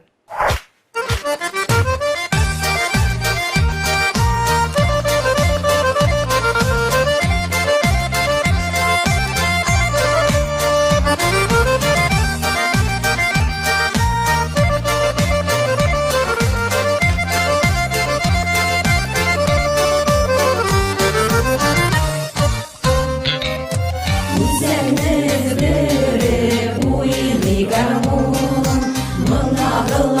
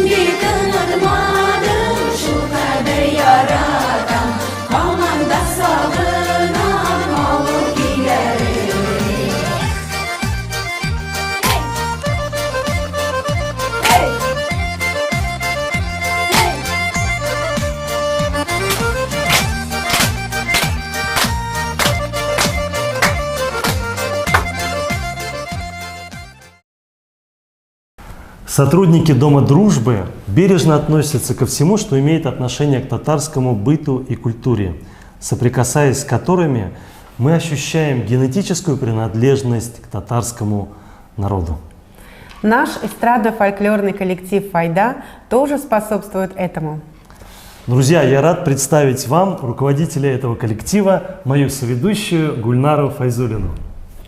Динар, как называется речка, которая протекает в Казани? Друзья, вы легко догадаетесь об этом, если послушаете песню в моем исполнении, а написана она известным ленинградским петербургским композитором Яковом Дубравиным. Для вас поет Динар Байтемиров.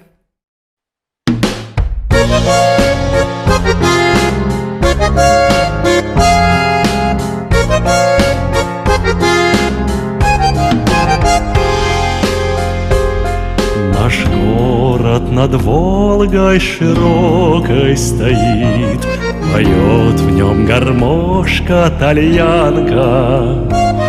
А в городе к Волге широкой бежит неспешная речка Казанка. Конечно, мы и волжане, и Волга тут как тут, а девушек в Казани казанками зовут. И весела, и молода, задорно да и легка бежит Казанью городом Казаночка-река.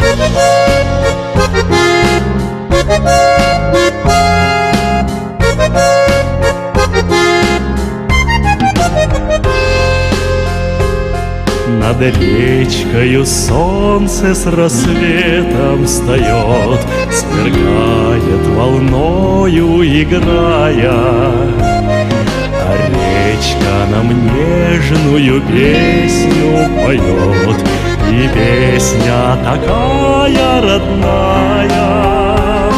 Конечно, мы и волжане, и Волга тут как тут, а девушек в Казани казанками зовут. И весела, и молода, задорно да и легка бежит Казанью городом Казаночка-река.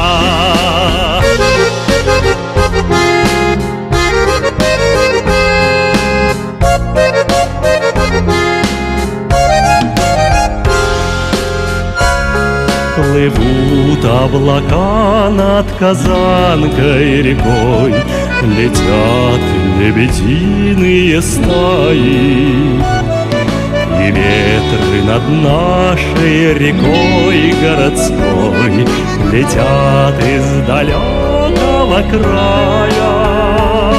Конечно, мы и волжане, и Волга тут как тут, а девушек в Казани казанками зовут. И весела, и молода, задорно да и легка бежит Казанью городом, бежит Казанью городом, бежит Казанью городом Казаночка-река.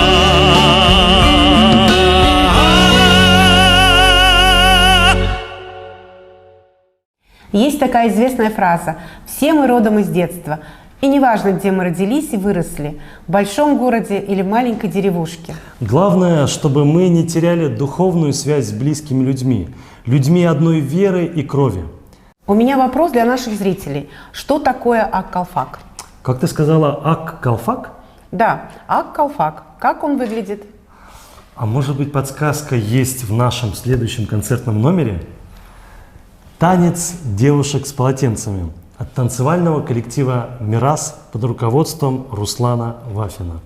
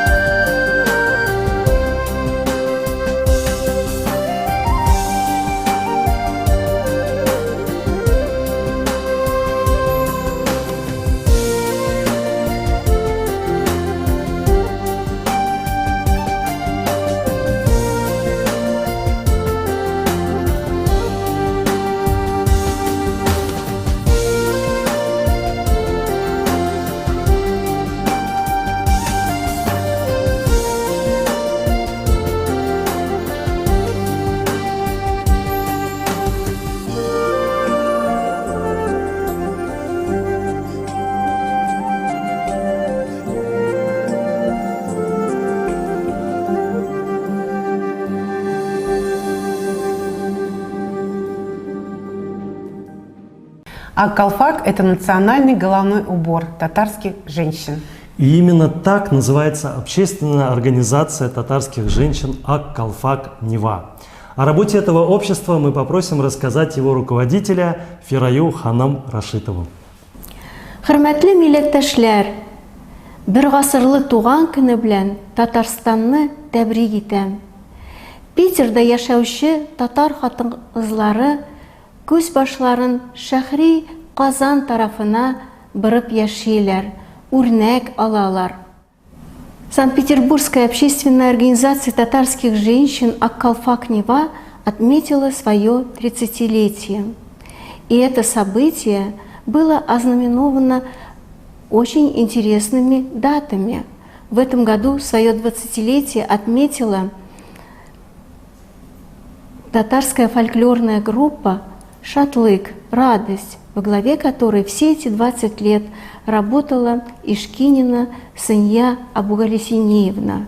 Кроме того, у нас работает татарский фольклорный коллектив «Акчарлак».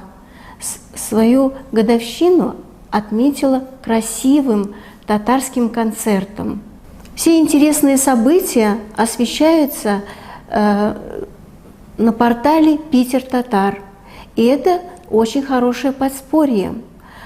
Кроме того, у нас есть библиотека национальных литератур имени Александра Сергеевича Грибоедова. Именно там, в татарской гостиной, мы проводим встречи с активистами города. Кроме того, мы, интересно, начали свою деятельность. Существует новая обновленная общественная организация «Калфак Нева» 1 год, но за это время мы набрали темпы. Начали с того, что на мастер-классах шили калфаки.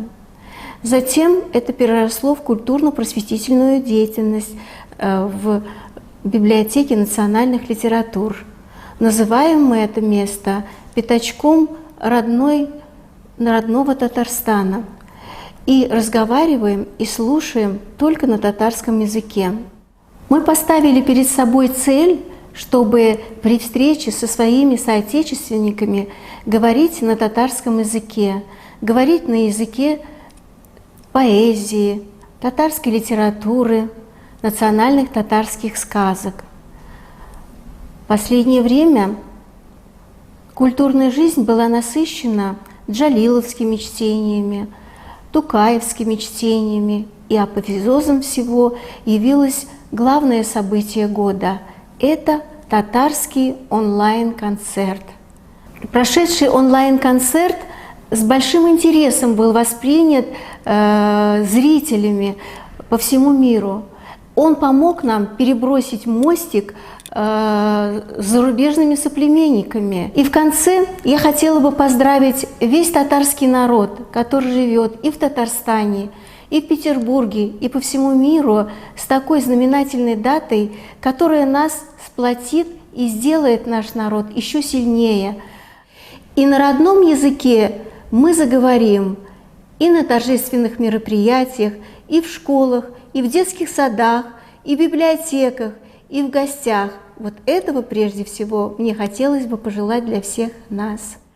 А также мне искренне хотелось бы поблагодарить национально-культурную автономию Раиса Марсовича Еркаева и постоянное представительство в городе Санкт-Петербурге и Ленинградской области Татарстана Рената Накифовича Валиуллина и его заместителя Дамира Рахиповича Сабирова за постоянную поддержку в организации мероприятий, связанных с татарской культурой, традициями и обычаями.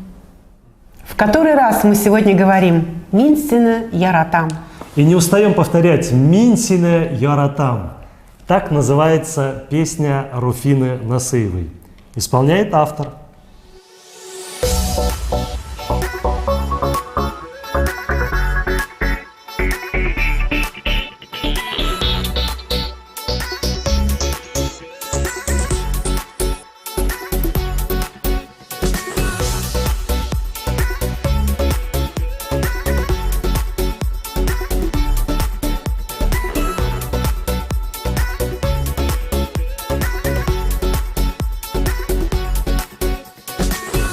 Şu günün hatırlı Nikdir sina ışandım Sensiz nişik yaşadım bilmi Min şu dal tanladım Min yaratam seni yaratam Yaratam, yaratam Min yüreğimni hem canımni Sizem, sizem Min yaratam seni yaratam Yaratam, yaratam Min yüreğimni hem canımni Sizem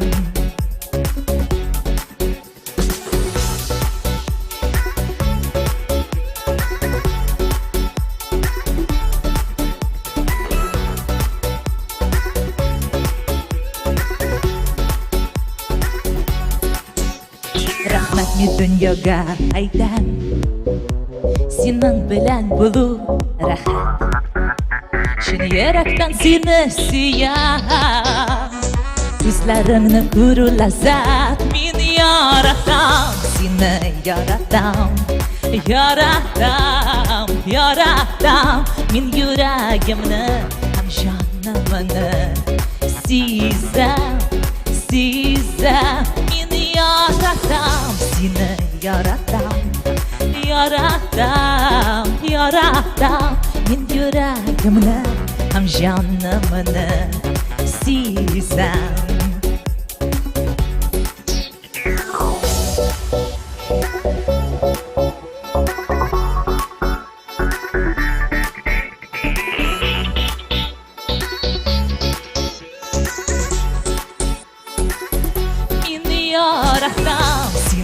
Yaratam, yaratam, yaratam Men yüreğimni hem canımni Sizam, sizam Men yaratam seni yaratam Yaratam, yaratam Men yüreğimni hem canımni Sizam Руфина при Татарском культурном центре «Мирас» в нашем городе создала эстрадно-вокальный коллектив «Эсар». Талантливый человек, талантлив во всем. Полностью согласен. Итак, татарская народная песня «Залиля». Смотрим, слушаем и подпеваем.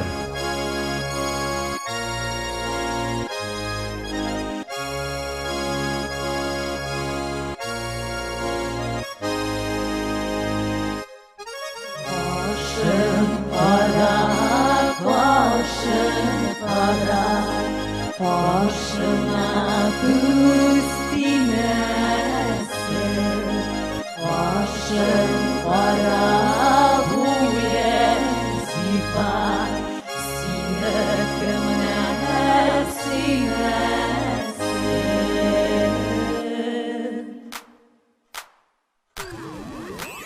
Ellerim zelile, güllerim zelile Zenger şireklerin alıp suğa bara Cemile Şirege tuğamiken suğa tügeremiken Senin başını bir maturnun müziğe özelemiken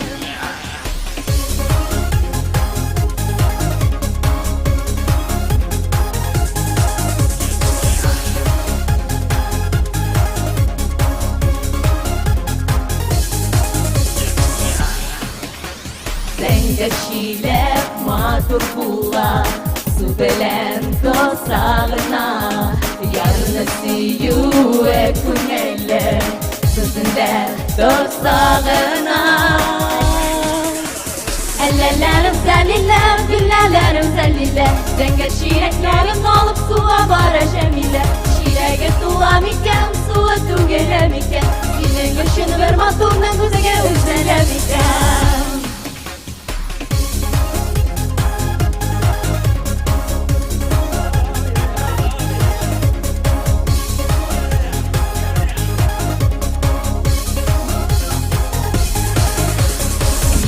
Dağla mengen şakta dayanam tezlerime Suda dilmergen kuşlar ku bilmerem sözlerine Ellelerim zelile, güllelerim zelile Zenger şireklerin alıp suğa vara cemile Şireke suğa mikem, suğa tu geremikem Senin ışını ver motorluğumuzu ya üzeremikem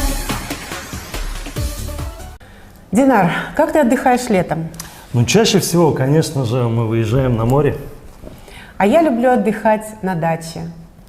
По субботам и воскресеньям, как правило, мы выезжаем за город, в нашу любимую Ленинградскую область. Друзья, давайте познакомимся с красотами нашего региона.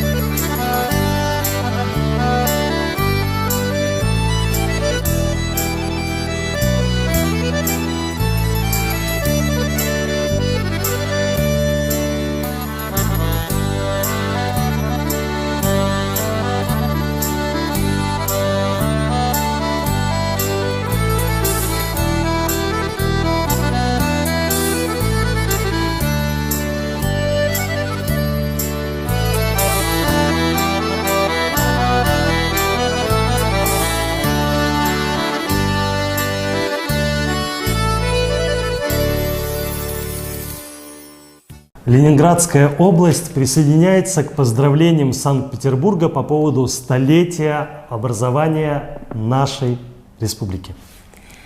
Слово предоставляется руководителю татарской общественной организации СГЮ «Святой путь» Тоснинского района, почетному жителю города Тосна, заслуженному работнику культуры Российской Федерации и Республики Татарстан Кутуеву Инятулле Ганиевичу. Rus жерінде biz əsərli, izli-biz. Tarixində bir də tapsız küzgü biz. Rus bilən turmuş keçirdik sayılaşıb. Tel, lağat, ғадət və əxlaq anlaşıb. Birgə turmuş, birgələb çikdən aşıb biz şayarışdıq, turmuşlar almaşıb. Hiç biter mi? Tarihi bu birgelik. Biz tuğan bir cipke birge тіркеліп. На русской земле проложили мы след. Мы чистое зеркало прожитых лет. С народом России мы песни певали. Есть общее в нашем быту и морали. Один за другим проходили года. Шутили, трудились мы вместе всегда. Вовеки нельзя нашу дружбу разбить. Нанизаны мы на единую нить. Эти стихи великого нашего татарского поэта Габдуллы Тукая я взял эпиграфом вот к этой небольшой книге о тоснинских татарах. Тоснинские татары, кто они? Они со всех краев и весей нашей многонациональной матушки России. Но в большем количестве, конечно же, они с нашей исторической родины, с Татарстана. 3 века тому назад тоснинские наши предки оказались на берегах Невы и Тосной реки, чтобы строить Санкт-Петербург и обустраивать его предместья, а потом служить нести ямскую повинность.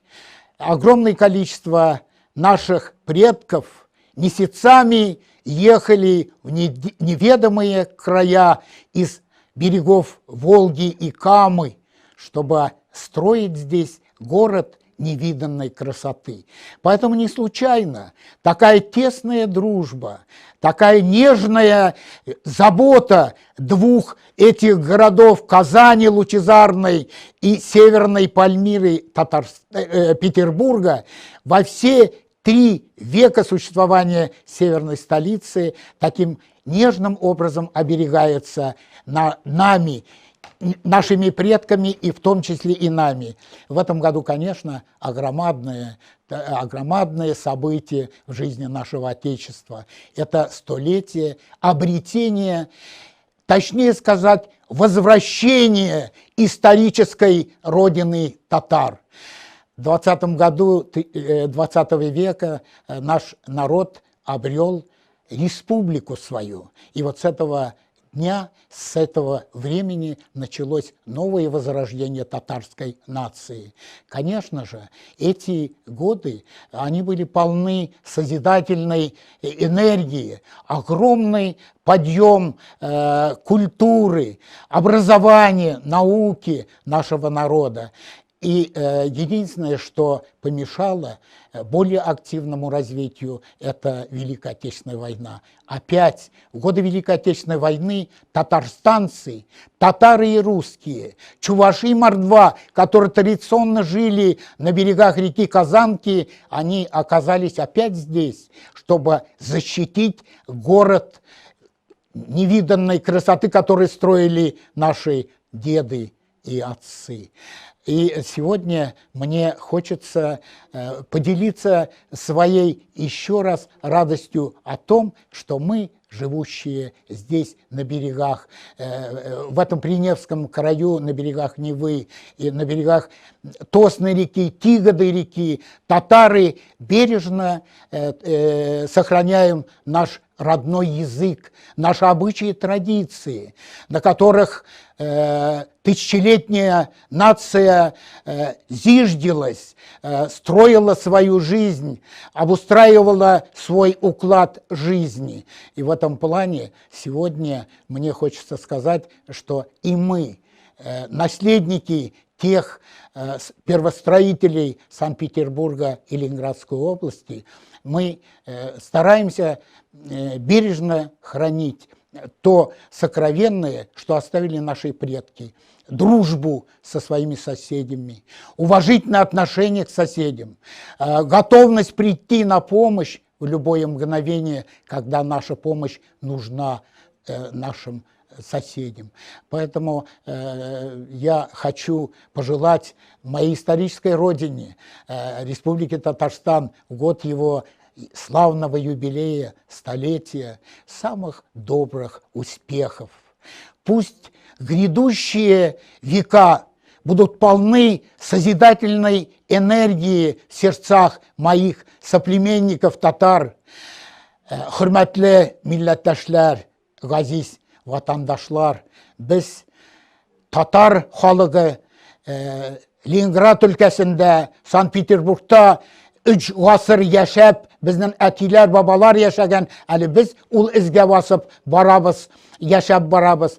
Шуңа күрә бүген миңа бик зур шатлык тарихи ватанымның юбилеена ике-бер сүз әйтергә. Мин Казанга гашыйк булган кеше. Мин генә түгел, минем гаиләм дә гашыйк булган. Гаиләм генә түгел, Тосна да, Ленинград өлкәсендә яшәгән татарлар да тарихи ватаныбызга гашыйк булган халык. Безнең татарлыгыбызны беләләр бөтен дөньяда, шәһри Казан аша, Татарстаныбыз аша, Татарстанда эш алып барган юлбашчыларыбыз аша. Хөрмәтле милләттәшләр, сезгә хәерле уңышларга ирешеп, киләчәк гасырларда да үгет булып, үрнәк булып, bütün Рәсәйгә генә түгел, җир шарына балкып торып, балкып яшәргә Аллаһ Субхана Тәала насыйп кылсын. Без бик рәхмәтлебез сезгә, хөрмәтле ватандашларыбыз, хөрмәтле татар халыгының юлбашчылары, сез безне һәр чак үзегезнең сөйгән балаларыгыз дип хөрмәтлисез, ярдәм кыласыз. Шуның аша безгә бик җиңел биредә, зур шатлыкта без яшибез. Шуны да әйтәсе бар, бик зур рәхмәт тарихи ватаныбызга, акыллы вәкилләр биредә хезмәт итә Татарстаныбызның эшмәкәрләре Санкт-Петербургта, Ленинград өлкәсендә зур эшне алып баралар. Алар аша без дә инде теге küpürge başkan gibi tarihi vatanımız bilen birge bulup birden bulup yaşayız. Rahmet sizge. Bayram bilen. Esselamu aleyküm hürmetli milletteşler. В эфире 2011 года в городе Тосно Ленинградской области был торжественно открыт памятник герою Советского Союза, лауреату Ленинской премии, поэту, великому сыну татарского народа Мусе Джалилю. Здесь проходят памятные мероприятия, звучат песни и стихи. И сейчас для вас стихотворение Мусы Джалиля читает Юнис Абдихалеев. Земля, отдохнуть бы от плена, на вольном побыть сквозняке, но стынут над стонами стены, тяжелая дверь на замке. О небо с душою крылатой, я столько бы отдал за взмах, но тело на дне каземата и пленные руки в цепях. Как плещет дождями свобода в счастливые лица цветов, и гаснет под каменным сводом дыхание слабеющих слов. Я знаю, в объятиях света так сладостен миг бытия, но я умираю, и это последняя песня моя. И продолжает нашу концертную программу Ринат Шакиров, пианист, заслуженный артист Российской Федерации, народный артист Республики Татарстан. Внимание на экран.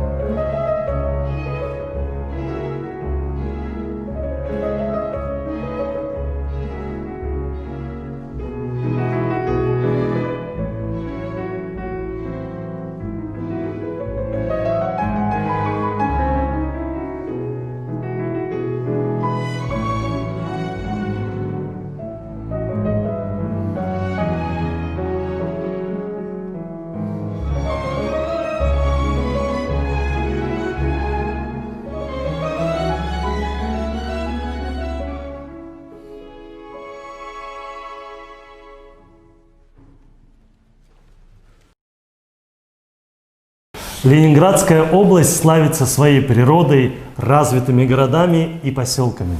Это города, откуда приехали наши гости по-татарски Кунаклар, участники интервью и онлайн-концерта. Ну а сейчас мы поговорим о красотах Ленинградской области. Очень хочется посмотреть. Видеозарисовка о Тоснинском районе.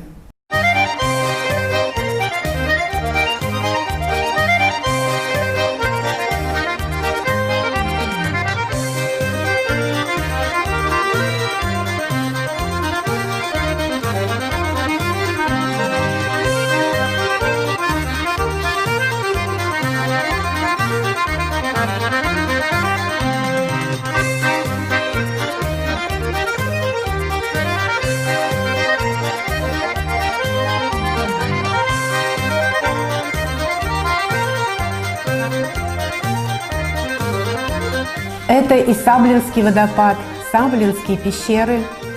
Минан Дабулдам. Карагазбу, посмотрите, дорогие друзья, это усадьба Марьина. Дворцово-парковый ансамбль, некогда принадлежавший графам Строгановым, Голицыным. и он до сих пор хранит в себе дух российской истории. Сюда приезжали члены императорской семьи, начиная с Александра I. Минда Андаварам. Барабас. В настоящее время усадьба является частным владением и с радостью принимает туристов. В городе Тосно есть большой механический завод и открытое акционерное общество по производству керамической плитки в городе Никольское. Но самое главное богатство – это, конечно, люди, талантливые люди. Представляем вам Айлину Хабибуллину из города Тосно. Айлина занимается в Тоснинской школе искусств по классу вокала у педагога Андерсон Елены Анатольевны. В исполнении Айлины Хабибуллиной звучит песня «Дуслар. Друзья».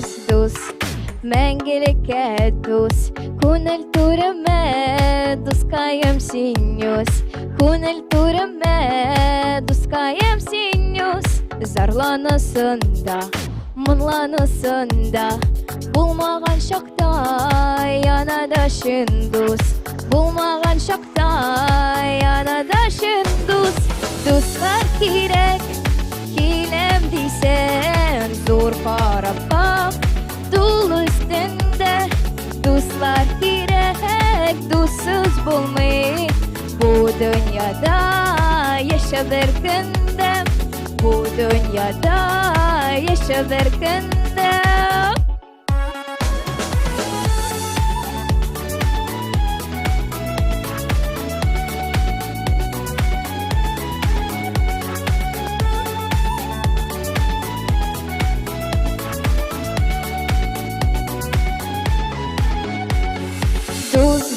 Дус, мәңгелеккә дус, һәр вакыт изге, кулымна син сус, һәр вакыт изге, кулымна син сус, янга йөрәкнең утын басырга, күңел түрәмә, дускаем синюс, күңел түрәмә, дускаем синюс, дуслар кирәк, киләм дисәң, зур карап, дул өстендә, дуслар кирәк, дуссыз булмый, бу дөньяда яшәп бер көндә, бу дөньяда яшәп бер көндә.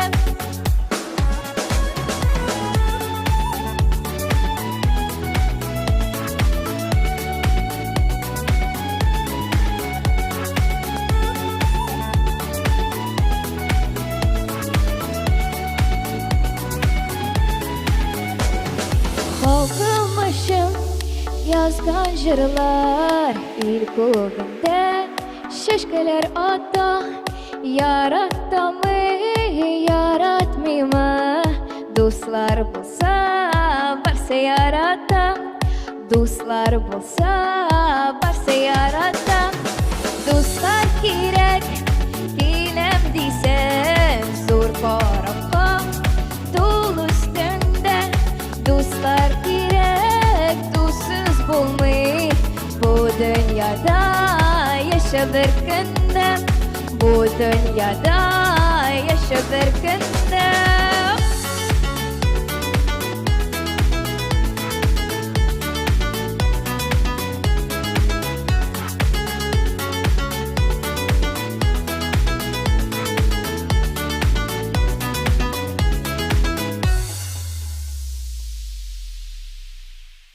Дуслар, друзья, приезжайте в Ленинградскую область, в великолепный дворцово-парковый ансамбль в Гатчине.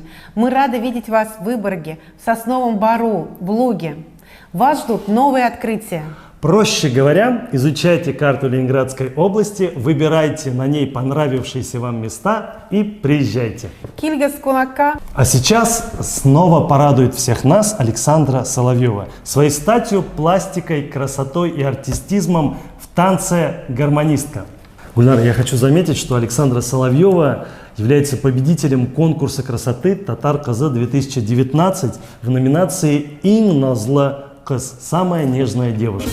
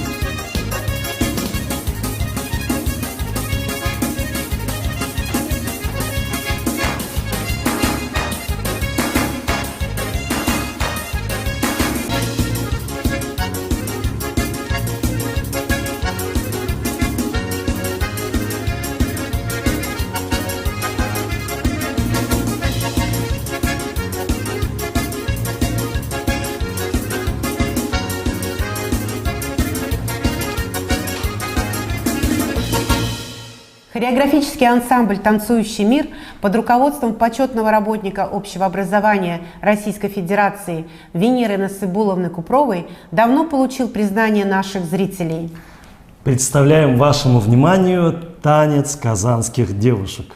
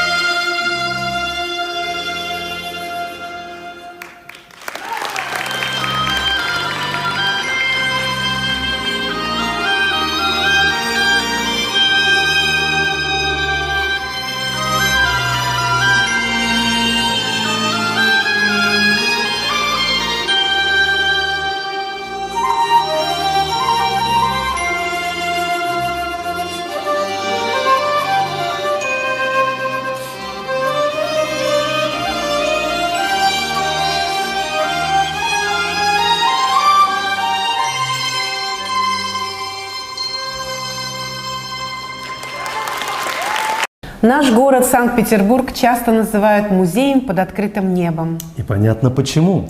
Прогуливаясь по городу, можно любоваться дворцами, набережными, памятниками. А кто не знает имена наших татарских скульпторов, внесших вклад в культуру города? С гордостью произносим их имена. Скульпторы, заслуженные деятели искусств Республики Татарстан, члены Союза художников России Ахнав Гадельгаряевич Зиякаев и Венера Завиевна Абдулина. И мы не устаем любоваться работами известных скульпторов. В 1860 году появилась первая железная дорога, конная железная дорога. Впоследствии в простонародье называлась конка. Вот. Но она была грузовая. А в 1863 году уже была как пассажирская. То есть перевозили людей. Ошеломляющий успех был. На самом деле около 1 миллиона человек сразу в год перевезли. И здесь, в Новосельском острове, поставили памятник этой конке, этому транспортному средству. Что касается лошадей, я вылепил лошадей. Лошади здесь я изобразил не грузовых именно, а хотел изобразить дух лошадиный, дух их несостояния, насколько лошади очень благородные животные, они любят работать, людей любят, и вот эта вот любовь, и вот это вот все я постарался передать в этих конях. То есть кони, на самом деле, это стихия, она всегда красивая. Поэтому они чуть, конечно, больше натурального, чуть не такие, скажем, не такие, как в натуре они были, такие с опущенными, тяжелыми. Я много фотографий посмотрел, в основном они все были такие вот опущенные, тяжелые, очень грустно смотреть. А тем более здесь рядом метро, и хотелось их сделать более веселыми, такими живыми, чтобы они работали в среде, а не среда на них, чтобы давила. Мы находимся в дворе Восточного филологического факультета Санкт-Петербургского государственного университета. Здесь установлено много памятников выдающимся деятелям, в том числе памятник Льву Николаевичу Гумилеву. Памятник был открыт 1 октября 2015 года. Это дар Республики Татарстан нашему городу. Автором его является талантливый ленинградский скульптор Венера Абдулина. На открытии этого памятника были первый заместитель министра культуры Республики Татарстан Якупова, директор Государственного Эрмитажа Петровский и ректор университета академик Вербицкая. Мы вспоминаем тепло слова Гумилева, который говорил: «Я русский человек, но всю жизнь защищал татар от клеветы». На памятнике вы видите слова: «Россия сохранится только как евразийская держава и только через евразийство». Эти слова Лев Николаевич говорил в последние годы своей жизни. Мы эти слова помним, чтим и воспринимаем как завещание. Для нас его изложение истории татарского народа очень важны, актуальны, и мы труды его постоянно изучаем. Лев Николаевич Гумилев, сын Анны Ахматовой и Николая Гумилева, ученый, единственный в своем роде тюрколог, этнограф, историк, географ, поэт и сын поэтов. Мы находимся около музея квартиры Льва Николаевича Гумилева. Квартира во многом открыта усилиями работников постпредства Татарстана. На этом же здании установлена мемориальная доска. Автор Ахнав Зиякаев. Вот эта мемориальная доска. Когда мы впервые, представители татарской общественности, Аминов, Вялиулла Телешов и я, посетили Льва Николаевича, он, повернувшись, сказал: «Наконец-то мои пришли». Лев Николаевич просил себя называть татарским именем Арслан, Лев. Когда Шаймиев сюда приехал, в программе было посещение Эрмитажа. И когда мы ходили по Эрмитажу, вдруг Шаймиев извинился перед Петровским, говорит: «Я хочу побывать в Александро-Невской лавре, возложить цветы на могилу Льва Николаевича Гумилева». И там, когда мы были в Александро-Невской лавре, он сказал: «Хотелось бы памятник поставить этому великому ученому». На что Яковлев, это тогдашний председатель комитета по культуре сказал, у нас нет денег. Шаймиев сказал, Татарстан деньги выделит. В свое время мне посчастливилось в документальном фильме режиссера Суганова, поставленном Татарстаном, сыграть роль Льва Николаевича. Я в его одежде исполнял эту роль, она мне пришлась впору. Творчество Льва Николаевича мы помним, ценим, чтим, изучаем. Дар слов, неведомый уму, мне был обещан от природы. Он мой, велению моему покорно все, земля и воды. И легкий воздух, и огонь, в одно мое сокрыто слово, но слово мечется, как конь вдоль берега морского.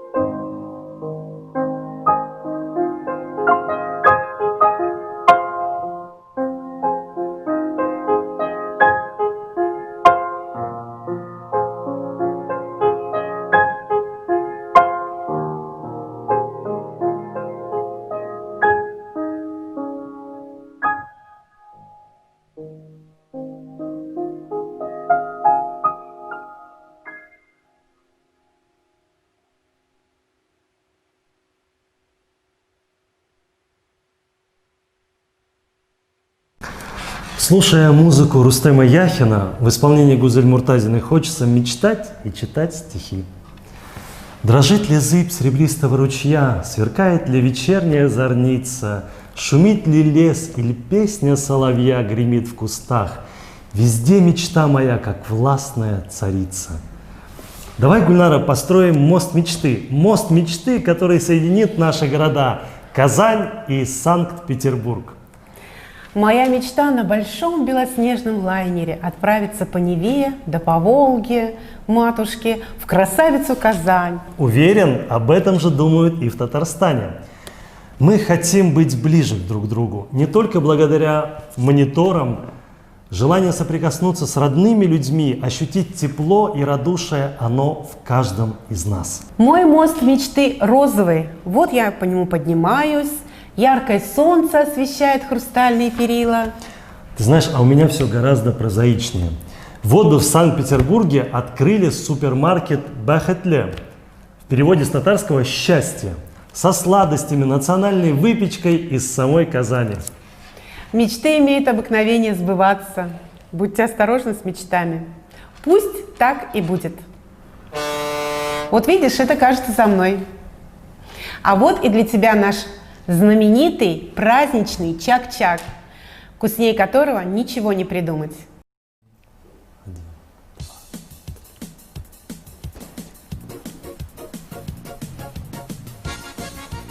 Исәнмесез, кадерле Гүлнара һәм Динар.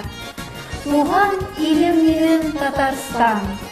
Бүген бер мөкаддәс хис бар бөтен дөньяда. Борынгы заманнарда кадерле кунакларны чәк-чәк белән хәзерләп каршы алганнар. Рәхим итегез. Чак-чак – кулинарный символ Татарстана. Его визитная карточка. Вот таким изысканным чак-чаком наш любимый город Санкт-Петербург приглашает Бәхетле в наш город. Бигзур Рахмет, Ферая Ханум. Бигзур Рахмет, Ферая Ханум, спасибо огромное за такое красивое наше татарское национальное угощение. Рахим итегез. Добро пожаловать, друзья, в наш гостеприимный город Санкт-Петербург.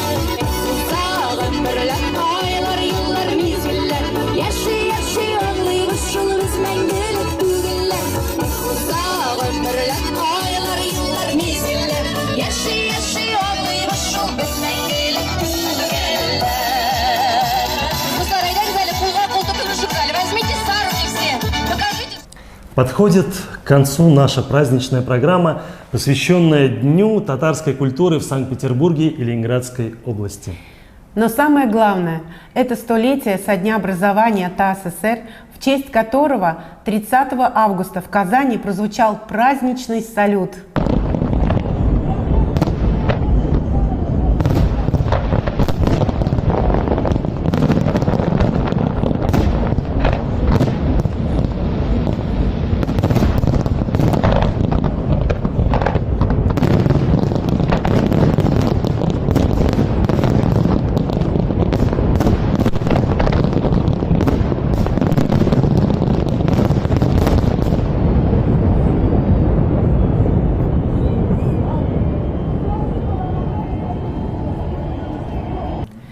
Дорогая моя республика, моя родная историческая родина, прими наши поздравления и песню «Татарстан», которую для всех нас поет оперный певец, солист театра Санкт-Петербург-Опера, лауреат всероссийских и международных конкурсов Яромир Низамуддинов.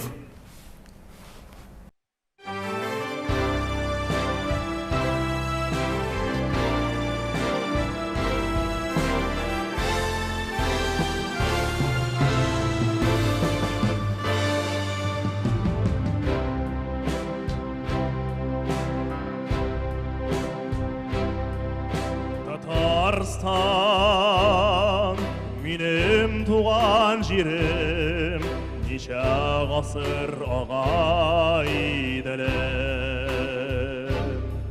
жырым маша сеңа аңлатам жүрегімнің неше кеңлігін туған жерім менің Татарстан Yaşığın oratorala Silde bugün jala yağmur yağar Güller şıtayır akıyor ala Tuğan jerim benim Tatarstan Yaşığın oratorala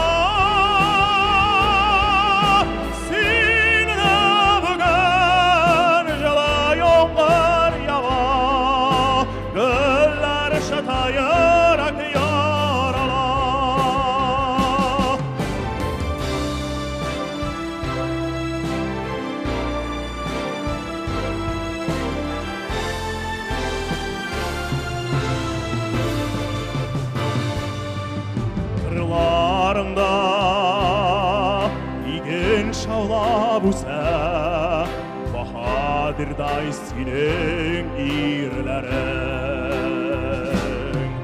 Şıklar bilen birge şıtıp şığa Bakşalarda motor güllerin Tuğan jerim benim Tatarstan Yaşığın oratorala Silde bugün jala yağmur yağar Güller şıtayır akıyor ala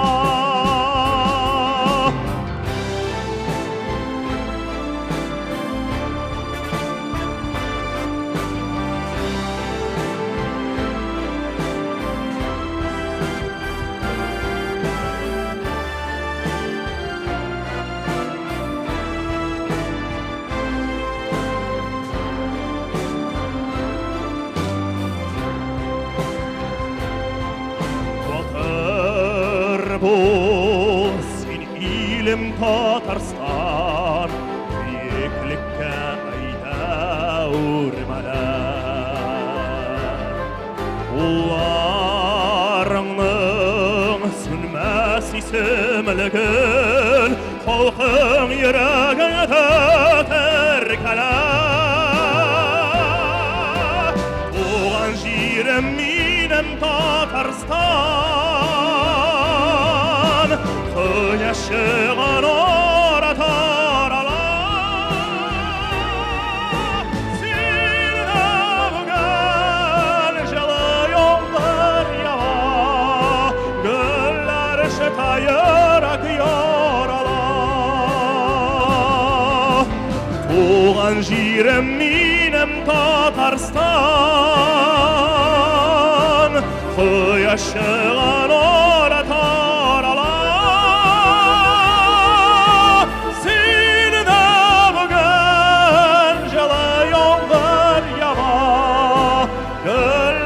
Şatayır akıyor ala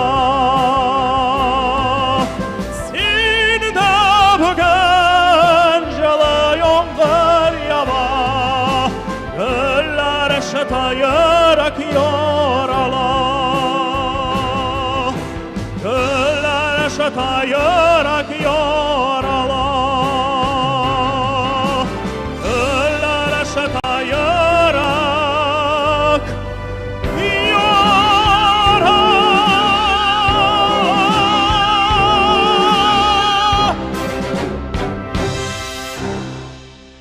Нам осталось сказать, что сегодня программу для вас вели Гульнара Файзулина и Динар Байтимиров. Без сезне кулакка катабыз.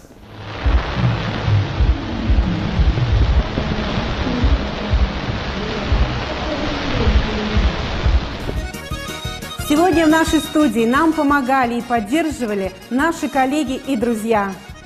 Друзья, сегодня вместе с нами Дамир Сабиров, Гирая Рашитова, Гульсина Амельянчик, Линара Николашкина. Трансляция была организована при поддержке постоянного представительства Республики Татарстан в городе Санкт-Петербург и Ленинградской области. От всей души благодарим всех, кто посмотрел наш эфир. С праздником вас, друзья! С праздником!